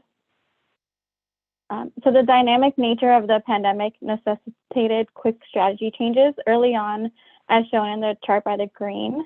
The strategies were developing relationships with communities through education and outreach, and communication and reducing exposures and protecting one's family, resulting in over 390,000 interactions with the public. Then in the summer, while continuing messaging and outreach, the chart in the orange and the brown bars shows how they began to implement outreach and supports for vaccinations, eventually helping 8,766 individuals directly, as shown in the orange bars. By late summer, we began to develop testing support, allowing us to be there for the community during the Delta and Omicron surges, helping over 9,000 people directly with the rapid antigen testing in January during the Omicron peak, of which 28% of them were positive, and several hundred were helped with the isolation supports. Our rates in the summer were amongst the lowest in the state, and during the Omicron peak, the case rates were lower than neighboring counties, and this may be some indication of our impact on outcomes for vaccination and testing. We are not saying that we're the reason for this, but we are contributing along with other many players in this public health space. Next slide. So CBOs, again, addressing the needs of individuals in isolation or quarantine, with over 2,805 individuals from February to July of 2022. Most of the individuals in isolation or quarantine are Hispanic females around the age of 35 years old. 70% of the case management for those individuals were completed in the Spanish language. Rapid testing and providing self-test kits are contributory efforts in reducing the spread of the virus, as it allows for rapid quarantine and isolation decision making. And during the testing interactions, this is when they're determining the needs, and it's readdressed throughout the isolation and quarantine period. 95% of those individuals who were in isolation and quarantine reported that their needs were supported and they were able to successfully isolate or quarantine because of having those resources and the support of the CBOs. And while food-related supports have continued to be very important, income replacement has grown about 20% or more of those being helped today. Next, VITA has a very successful program. We've heard countless stories about the compassion and empathy VITA has brought to the community. One story that stands out from the rest is a local Salinas resident was hospitalized due to COVID, and she's a single mother of 2 children. This resident was referred through VITA through the county as she didn't qualify for wage replacements, and she had passed the qualification period by just 1 day. However, she was still connected to CHW to refer her to Action Council, and was able to provide her that wage replacement and food delivery to her children while she recovered in the hospital. The resident was in critical condition on a ventilator and could not speak. The BHC VITA team worked with her very closely to connect her with those needed resources, delivering the wage replacements and groceries, and upon her discharge from the hospital, she was able to use those funds to support her family, pay the bills, and stay on her feet while she could return to work. And the key stats represented more than thousands of those stories. They're not just data points, but they're families, parents, children, and many other residents that have been helped around the county. And asking for help is not easy to do, but VITA's constant presence in the community has helped break those barriers down and have gained a community level trust. So VITA has provided professional growth and development for the CHWs. From the very beginning, VITA has been a community project.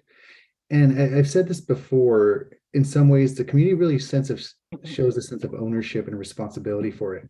Organizations from all across the county have reached out with trainings they developed they feel would benefit the CHWs. They know VITA CHWs are most successful when they know what services are available. So we teach them about these services, how to access them, and most importantly, we give them a chance to ask questions directly to the service providers. Here we've only listed a few they have recently done. I want to highlight that our CHWs are now mental health certified, first aid certified. It was a full day training with coursework that taught the CHWs how to listen and assist those having mental health first aid emergencies. The training certifies them for 3 years. Starting last week, the CHWs have access to Narcan and can supply community members with it. Narcan is a tool for everyone. Everyone should have that have friends or family members with addiction problems. It has a stigma around it, and many people don't really want to ask for it. But with CHW's trust they've earned, we feel and are hoping that people will be more willing to ask them for it and just make it available throughout the county.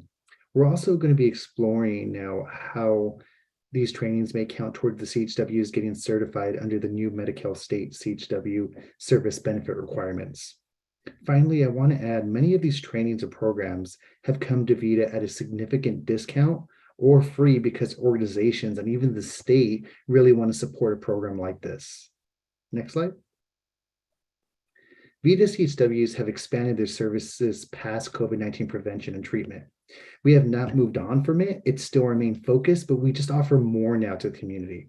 A lot of these resources on the slide have always been in the community, but the problem is the infrastructure and manpower really wasn't there to get it out as much. VITA has been able to get these resources into the community and into the hands of those who need it most. It's not easy to ask for help and support, but Vida is a familiar face now, and it really is trusted. Vida has delivered food, it's delivered diapers and baby wipes. People have cried to CHWs thanking them for their help because without Vida, they wouldn't be able to at times clean or feed their newborn. You will start to see us more at storefronts, walking door to door, and hearing more radio promotions because we've really upped our Medi-Cal efforts to make sure we're getting more and more people signed up. And I just wanted to say finally is earlier this year during the Omicron surge, having our 50 plus CHWs allowed us to quickly mount an expanded testing response and provide more isolation and quarantine services when needed. We really don't know what this winter will bring. So the best we can really do is prepare and take a preventative approach and help our community access these resources that are meant for them. Next slide. So this is the budget expenditure report through June 30th. And I'm showing the county allocated ARPA funds combined, they're on the top, but combined on the bottom with the Federal Health Literacy Grant Award funds. And those cover the funds of the program for all of those 44 FTE CHWs, as well as operating expenses. And so we're on track to spend down the county's allocation, the ARPA funds, by December 31st of this year. And then with the federal grant, although it started last year, but just getting contracts in place, it started it a little late. So we do have some of those first year savings that we are going to do a budget modification if necessary, and look at also how we can if we need to do a no cost extension, we would only be able to do it if there are deliverables not met. And it does look like we're on track to meet the deliverables for that grant. So then for those cost savings, what Michael and I are going to look at and come back to you with in December is how we can use those to apply to the other half, essentially, of the CHWs to try to carry forward for probably at least 2 to 3 more months of the entire VITA effort from like December 31st, but through to the end of March, if we can stretch the dollars to that. And then we're also working on other sustainability plans. So what we'd like to do is continue to look for funding that does relate to the COVID pandemic. And we have been very successful in the last few months since I last presented to you, where we've had 2 grants come in that are funding vaccine clinics. And we're working with United Way and expanded with Mujeres en Acción on that, and with VNA as the vaccine provider. And so we've already had, we're on track to do 51 vaccination clinics from July 23rd through December 20th. We've had 23 already, administered over 367 vaccines. A lot of those are boosters, just showing the need for that and just having a variety of access for people out in the community to get to their boosters, and that it will contribute to the county's rate for boosters. And then there's the very important new Medi-Cal CHW services benefit, which I know you're all also very interested in. It has 2 components that we're working on. And Michael did mention the certification requirement. So there, we did apply for and are still waiting to hear from HRSA on a grant in collaboration with Cabrillo College and a few other partners about expanding their associate's degree program across other colleges, to sort of help expand that capacity to get the CHWs certified. Once CHWs take referrals in the Medi-Cal process, then they have to get a certification that's recognized by the state, and they do allow some local components of that recognition process. So we're working with the Alliance, and we'll be working with the state, along with Cabrillo College, on the recognition of the trainings that have happened, as well as the opportunities to get certified locally. There's another one with the Workforce Improvement Board that we're very excited to have as an opportunity in our county, and we'll be working with CHWs on that, getting certified. And then there is the ability to bill for Medi-Cal. And so this is a whole new area for many of the community-based organizations, and even for the Alliance, working with community-based organizations on billing for community health workers, providing health education and systems navigation services. So there was a letter that went out to the managed care plans from DHCS on September 1st. And that we're in conversations already with the Alliance on how we can collaborate on giving them input to feed into a community health worker integration plan that they have to submit by October 7th, as well as discussing with them how we can create a hub model to help for the CBOs for a billing process, and that would allow them to keep some form of CHWs to provide services to Medi-Cal recipients. That does still leave a bit of a gap for people who aren't on Medi-Cal, and we're looking at how we can be creative for those services to spread a little more broadly in the community beyond the Medi-Cal recipients.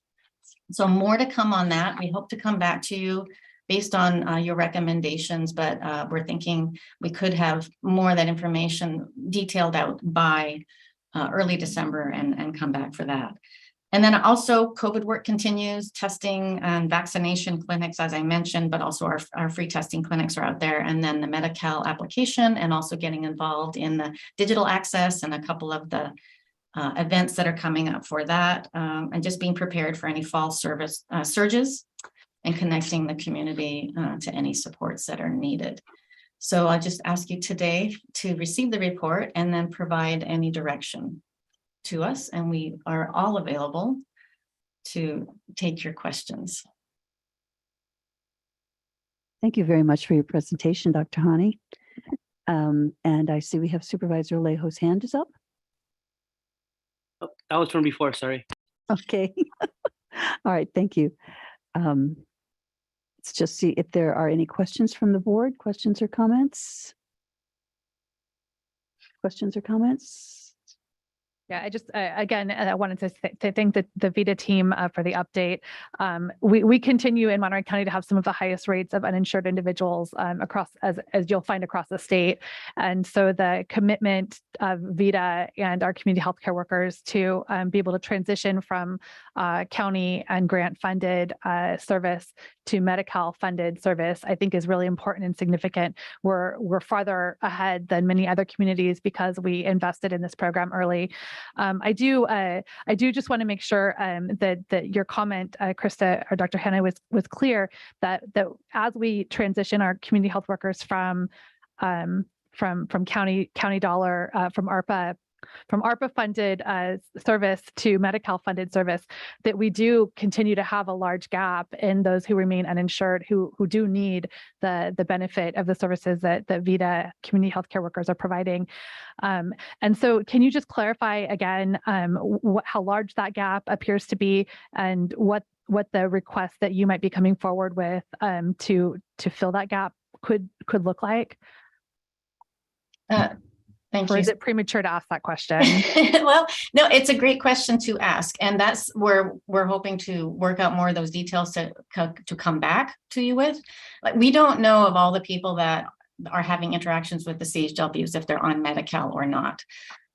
We don't ask questions around that, although we do help try to connect people to services. And under the new services benefit, there can be time spent by the CHWs to connect people to Medi-Cal. And then there's reimbursement for if those people do get on Medi-Cal and then receive services as part of the referral that are specific to the needs that the referral was about. The referral is coming through a licensed provider to the CHWs, and that could be a CHW within a clinic. So the licensed provider could be in the clinic, it could be other licensed providers, and then that's where that hub model would help with that reimbursement. You can provide health education one-on-one. You can also do it in group settings. So there may be an opportunity to have some mixing of people and their eligibility in those group settings. So we're looking at how we can help fill those gaps creatively. We probably won't be able to fill all of them with the Medi-Cal reimbursement, but it is starting to fill a significant gap that was obviously out there for even Medi-Cal recipients. Great, thank you. Well, I really appreciate this board for continuing to fund VITA through this year so that we can make this transition over to Medi-Cal, and also recognize that given the, I think it was last I checked, 15% of Monterey County residents remain uninsured. So they will not be able to benefit from the Medi-Cal, the community healthcare worker transition to Medi-Cal. And however, those are some of the folks with the greatest needs in our community. So I am hopeful that we can keep keep the information flowing back to us so that we as a board are well prepared to keep this program resourced and serving our community so that they can get connected to healthcare when and how they need it. But thank you for the update. And to all the community healthcare workers, we really value and appreciate the service that you provided our community. Thank you, Supervisor Radascu. Yes, Supervisor Lopez. Yeah, this was my second opportunity to see this. Obviously, this presentation came through Triple H, and I just want to share I was able to use a lot of these facts for a session that was put on by NACO virtually last week, where I was one of the presenters and share a lot about what we did with VITA and the investment through ARPA. So it was a great opportunity to share with others around the country about this important work. And I'm just looking forward to the continued communication. I know we've been having a lot of conversations at Triple H about this particular program, and we've had opportunities to thank all the workers recently, and it's been a great opportunity to appreciate the work they've done so far. And as they morph into what they will become, hopefully with some sort of formal registered CHW status through the state, we look forward to what that program can look like with Medicare, Medi-Cal reimbursement as that becomes available. So thank you for your continued work and look forward to the continued communication through Triple H. Thank you, Supervisor. And I will take it out to the public and see if there's any member of the public that wishes to make any comment on this. Bringing it back, I never know. Supervisor Lejo, your hand is up. Yeah, this one is real. Okay, thank you. I also agree with what Supervisor Lopez just said. I think we all recognize that this is a model program to have out there. That I think the old way of doing government business was waiting for the community to come to us.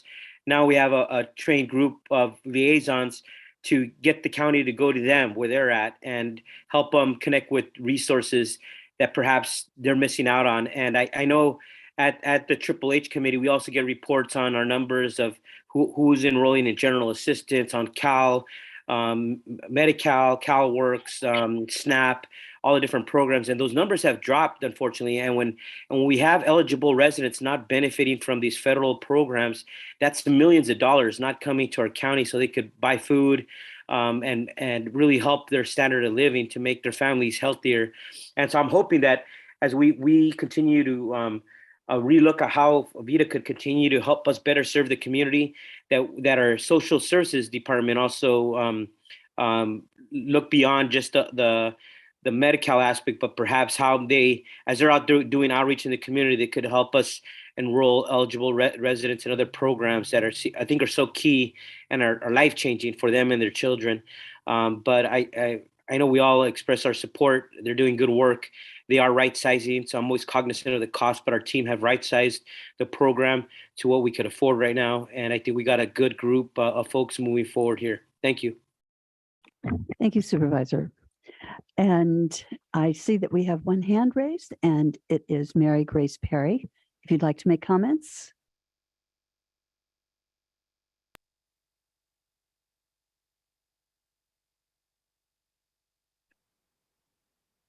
It could have been a. Yeah, we're having some issues with Zoom on some of these meetings where rogue hands do go up. Yes. That's. Oh, there she is. Hi, Ms. Perry. I'm sorry. Do you have comments? No, I'm sorry. That was an accident. Sorry about that. Okay. Thank you so much. You're not the only one having those today. So thanks so much. Nice to see you anyway. Okay, we'll bring it back to the board. And I don't know whether we need to make a motion since we're receiving an oral report. If there is actual direction that we need to be providing as a board to staff. I don't believe there's any, there is some, just if you wanted to change their approach or, how they're getting funded. Otherwise, I don't think there's actual direction that's needed. Great. I think that all of us are very much supportive, and it's really delightful to have this wonderful program in our county. And I'm happy, Chris, that you have the opportunity to spread the wealth, so to speak, by letting other people know what you can achieve. I'm just always so proud when I look at some of the numbers that were coming back earlier on during COVID, and recognizing that when the numbers started to climb a number of months ago, we were in such great shape, and it was because of all of the outreach that the CHWs had done. So thank you again, and thank you, Krista, for everything that you've put into this, and your really superb team as well. Okay, so with that, we're going to close 24 and go to board comments. And Supervisor Alejo, just so that you don't have to worry about keeping your hand up and down, I'll go to you first. And this was on member comments? Yeah, this is just board member comments. Oh, yes, for the end- I would toward just the end start of the first of meeting. all. Yes, thank you, Madam Chair. I would start first of all in thanking my colleague Supervisor Phillips, who joined me last Sunday for the 29th annual Watsonville Peace and Unity March in memory of a little girl who was 9 years old when she was assassinated, murdered in outside of the El Nopal Bakery, along with her 16-year-old brother. And we had their mother join us. And it's one of those examples where families feel that the community hasn't forgotten their loved ones, that it might be almost 30 years ago, but their pain has never gone away, has never subsided. And they carry that burden with them every single day. But it was beautiful to see hundreds of people come out, march from the city plaza in Watsonville to across the bridge and to the little park that we renamed after with the support of this board after the two children. It was beautiful. It had a lot of law enforcement, sheriff deputies, the police department, the police chief, the city waived the permit fees. Really a great collaboration. And next year, we look forward to the 30th anniversary of that Peace March. But those efforts have now resulted in Salinas organizing its first ever annual Peace March, which is this Saturday at 2:00 from Footsco in East Salinas to Closter Park. I want to urge the community to please support that event. We want to keep that tradition going. And it's really, these events are really ways for mothers and fathers who have lost their loved ones and the relatives to be able to be proactive and working together with law enforcement, with the community, with the elected officials to really demand peace in our neighborhoods. So I look forward to that event this Saturday.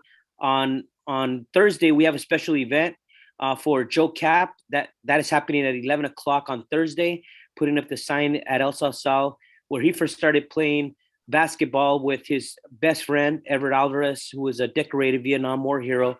That family is going to be there, Everett Alvarez, the Joe Cap, and all his family is going to be there. So it's going to be a beautiful event, but we hope that it's an inspiration for the young people, the young athletes, the young students of East Salinas schools, that they too can achieve greatness to reach the highest level in professional sports like Joe Cap did, playing in the 1969 Super Bowl as a quarterback for the Minnesota Vikings. And lastly, Friday, I'm bringing this beautiful exhibit that was at the different farmers markets throughout Santa Cruz County. We're bringing them to the Mercado Popular at the Rodeo Grounds on Friday. 6 beautiful exhibits that were paid for by the Santa Cruz Museum of Art and History. We're trying to find them a permanent home in Monterey County, but for the community, they will be displayed this Friday from 4 to 8 at the Rodeo Grounds. And the Bracero program was a guest worker program that brought in millions of workers from Mexico, starting in World War II in 1942. It ended in 1964, but many of our own families have history with the Bracero program. My grandfather was a Bracero worker. Chris Lopez's grandfather was a Bracero. Simon Salinas's dad was a Bracero, and many others. So we're gonna have that on for the community on Friday, and I would invite the community to join us to see those 6 10-foot by 15-foot photos enlarged that were originally part of the Ernesto Galarza collection that is now held at Stanford University. Thank you, Madam Chair. Thank you, Supervisor. This is very interesting. Now we'll go to District 2. Thank you, Madam Chair. Yeah, I joined at the little park, Supervisor Alejo, and met the lady and her remaining daughter. What a grand lady. And besides losing her 9-year-old daughter in that terrible shooting and her 16-year-old son, she lost another daughter in a traffic accident. So, but she's got a great attitude. And I too will join Supervisor Alejo and some others to recognize Joe Cap. He's become a good friend and spoke to motivational speaker to our kids at Rancho, and he's quite a character, and was probably the most famous athlete to come out of this area. As some of you know, we had a little incident at one of our battery storage facilities in Moss Landing, and that's caused with the highway shut down for 16 hours and shelter in place. It's caused some concern. The other one, Vistra, who's worked with us a lot, said that they'd like to, because they're worried about the blowback a little bit. They wanted to come and make a presentation to the board about what they're doing to safety protocols. And we didn't, we've been trying to get more information from PG&E about theirs, but I mentioned to Mr. McKee about that might not be a bad idea to have a bit of a presentation in my area. As you would expect, there's considerable concern, and Mr. Redoni, who was here, I mean, he had to shut down all his operations. His farming is right there in Jensen Road, and they couldn't continue with the harvest or anything because of the shutdown of the roads. They couldn't get the things done. So it's a concern. So I mentioned that to our leader. So thank you. Supervisor Lopez. Thank you, Madam Chair. I'll work quickly here. First, I want to thank Supervisor Phillips and Alejo for that peace march. I wanted to attend. I lost a cousin to violence in Watsonville, and his parents were both in attendance. Unfortunately, I was celebrating my niece's birthday up in Walnut Creek, and they gave me the okay to go up there instead, celebrating something while folks did the hard work here at home. So thank you for continuing to shine a light on the need for reduction in violence in our community. Just touching on Charles's point about the mural out front. I know he doesn't like credit, but this is where the credit is due. Thank you, Charles, for that vision and push. That was just such a cool event this afternoon. I'm still kind of feeling the vibes from that, and that was awesome to see. So thank you for your work on that. On the October 3rd, we'll be hosting a town hall in King City. It's again one of our open listening sessions with no plans, just letting the folks in the community share with us what their vision and needs are. So I want to invite everybody out. That'll be the evening of October 3rd, co-hosted by the City of King. I did want to share last week. I also had the opportunity to talk wild pigs. It's obviously one of those things I love talking about, but there was a bill that the governor happened to sign this weekend, which will change all regulations around the taking of wild pigs in communities like ours, which is one of those hot spots considered part of the golden triangle for wild pig hunters. And so that bill by Senator Dodd out of Napa did pass, got signed, and now will go into effect July 1st, 2024, changing it from essentially needing the classification of the animal from a large game animal to essentially like a pest. And so it changes how many you can take and when, and the cost to do so. So I know I'll be speaking this next week with our local Fish and Game Commission about some of those impacts. I was able to participate in that conversation with folks from throughout the state on behalf of RCRC and our rural communities. I also had the opportunity to meet with Chris Stubbs, the new forest supervisor for LPNF last week. It was a great conversation talking about some of the challenges we see specifically up at Arroyo Seco. And it was good to be able to share some commonality and some of those struggles that we see. And so hoping to work forward and collaborate in the future for the forest on our end. So that was exciting. Last week as well, got to give the welcome in a carbon sequestration meeting that was held at the Ag Commissioner's office, and got to see an old county colleague, Virginia Jameson, who used to work for Supervisor Parker and now is a deputy. Oh no, I'm blanking on her title. She's a deputy in the ag division of the state, helping to look at reduction in carbon throughout the industry. And so she was there to share some of the welcoming remarks with me for that community. We had some awesome presentations from folks from especially UC Davis, who gave some incredible presentations on impacts. And so want to thank everybody who participated there, including our own Ashley Paulsworth, in helping to absorb some of that information like we hope to absorb carbon in our hills. And lastly, want to share that tomorrow night that we will be hosting a behavioral health forum in Soledad. That's the 28th, tomorrow evening. So welcome the community out to continue to share resources and best strategies. Thank you, Madam Chair. Thank you, Chris. Supervisor Radascu. Well, this is amazing. We're all over the block. I first want to make the comment that we still have a few seats that are available on the Economic Development Committee, and we don't have any applicants for it. If you know anyone from either labor, construction, micro business, or nonprofits or community members, please encourage them to apply. It's a really important committee that we have in the county. We had a couple of exciting things over the past weekend, including the Monterey Jazz Festival that was really well done. I think that there were a lot of people who were in town for it, and the music was incredible, and the people were happy, and there were no incidents. I also want to say thank you. When something happens in our county as big as the issue that happened over on Highway 1 up by Jansen Road with the batteries, it happens, it hits Highway 1 all the way down through my part of the county as well.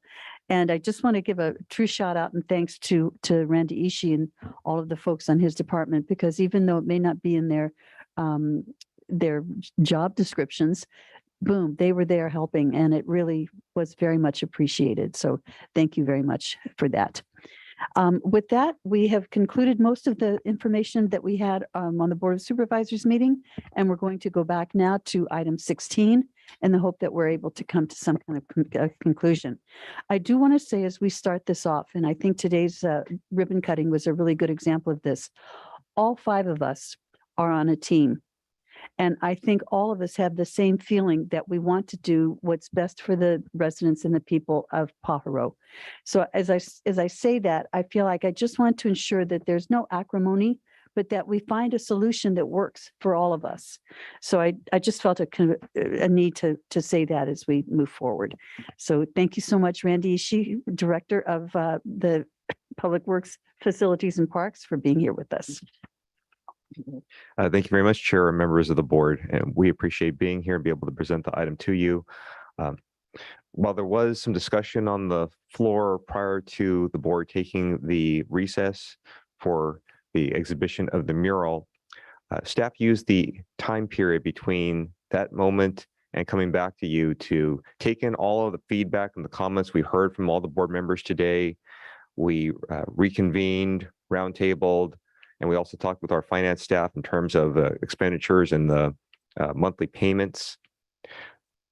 What staff would like to do is we would like to recommend to the board to at least fund the ARPA funded portion of that capital LA expense, which is due here in the month of October. And let us come back to you with some additional options. There's some things that we were talking about amongst ourselves that we think may have some traction. So we want to be able to represent that to you in a much more refined package. So the request that staff would have today is to go with the capital outlay portion to be funded by the ARPA funds, and have us come back at a future date to talk about these other options and ideas that we brainstormed and would like to bring back to the board at that time when the time is right.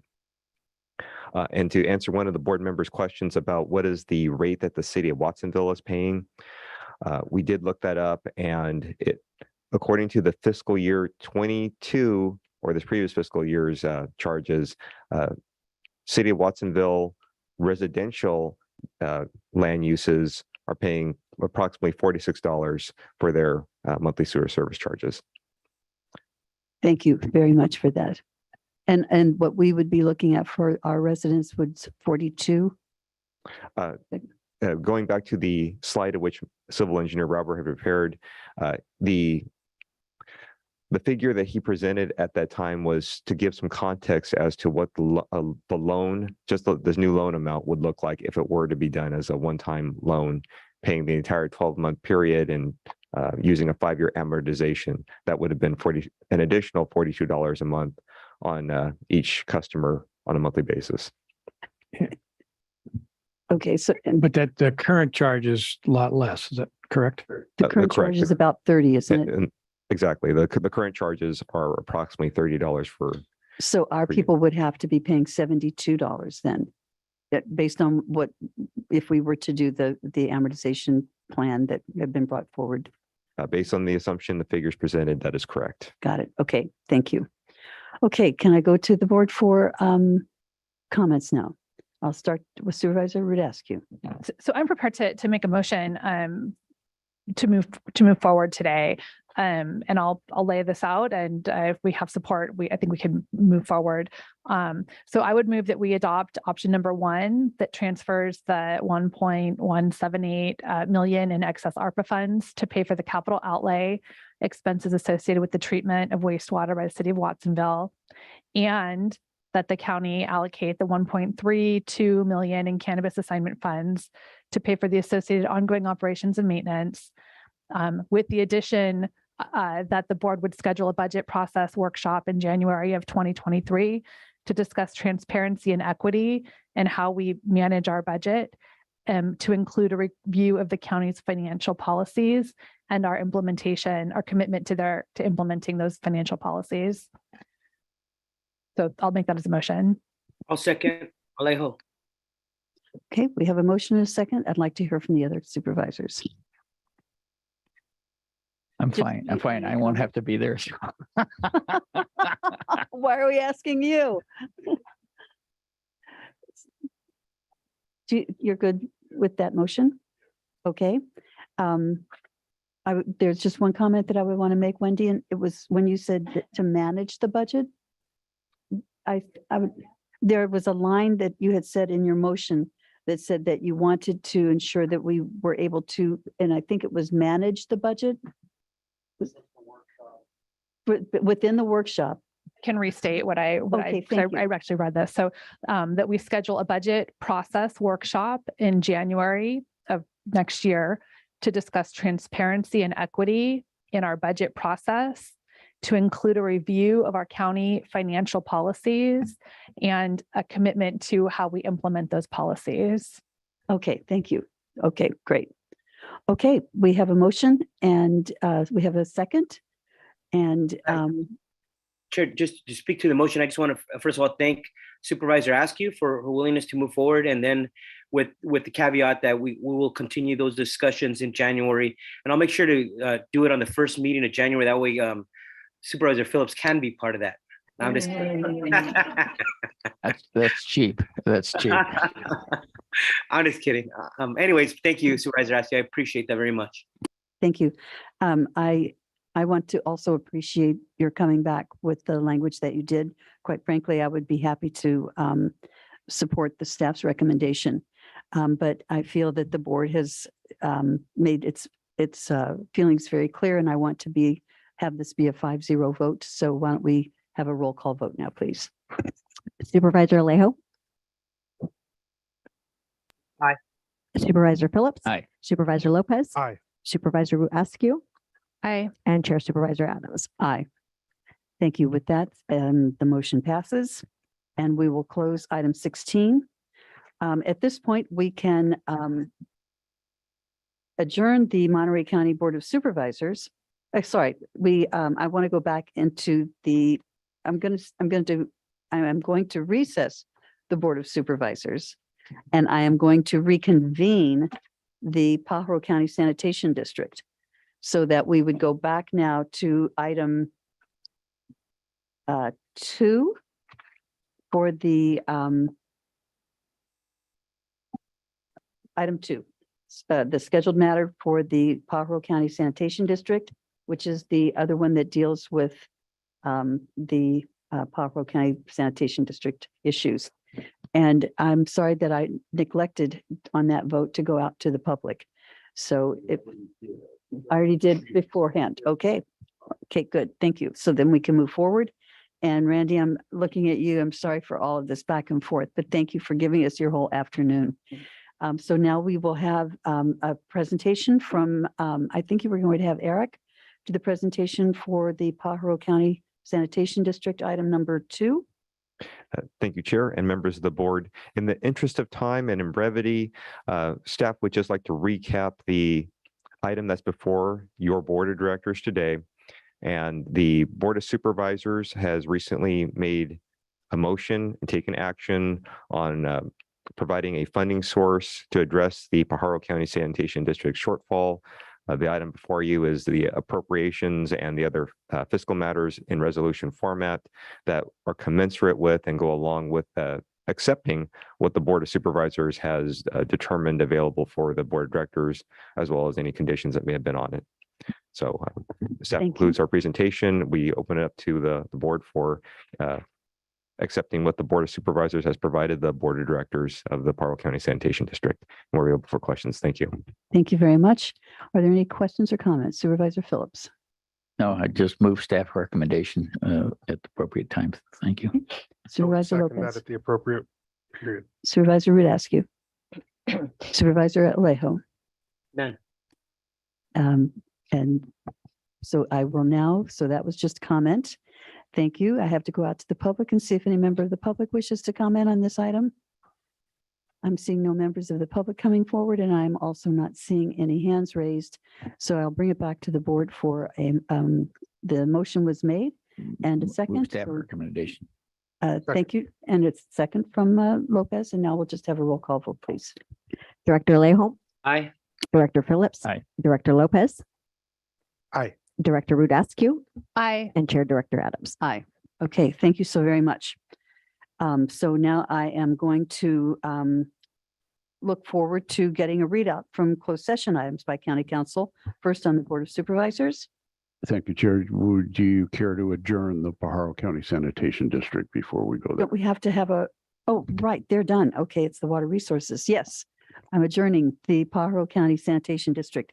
I told myself I wasn't going to make any mistakes today, but there you go. Human And error. there's no reportable action on either the Water Resources closed session or the county closed session. Okay, thank you very much for that. With that, then we will adjourn the Monterey County Board of Supervisors, the Board of Supervisors of the Monterey County Water Resources Agency, and I've already adjourned the Paho County Sanitation District. Thank you very much, and we'll see you next week. Enjoy the week. Thank you. Thank you.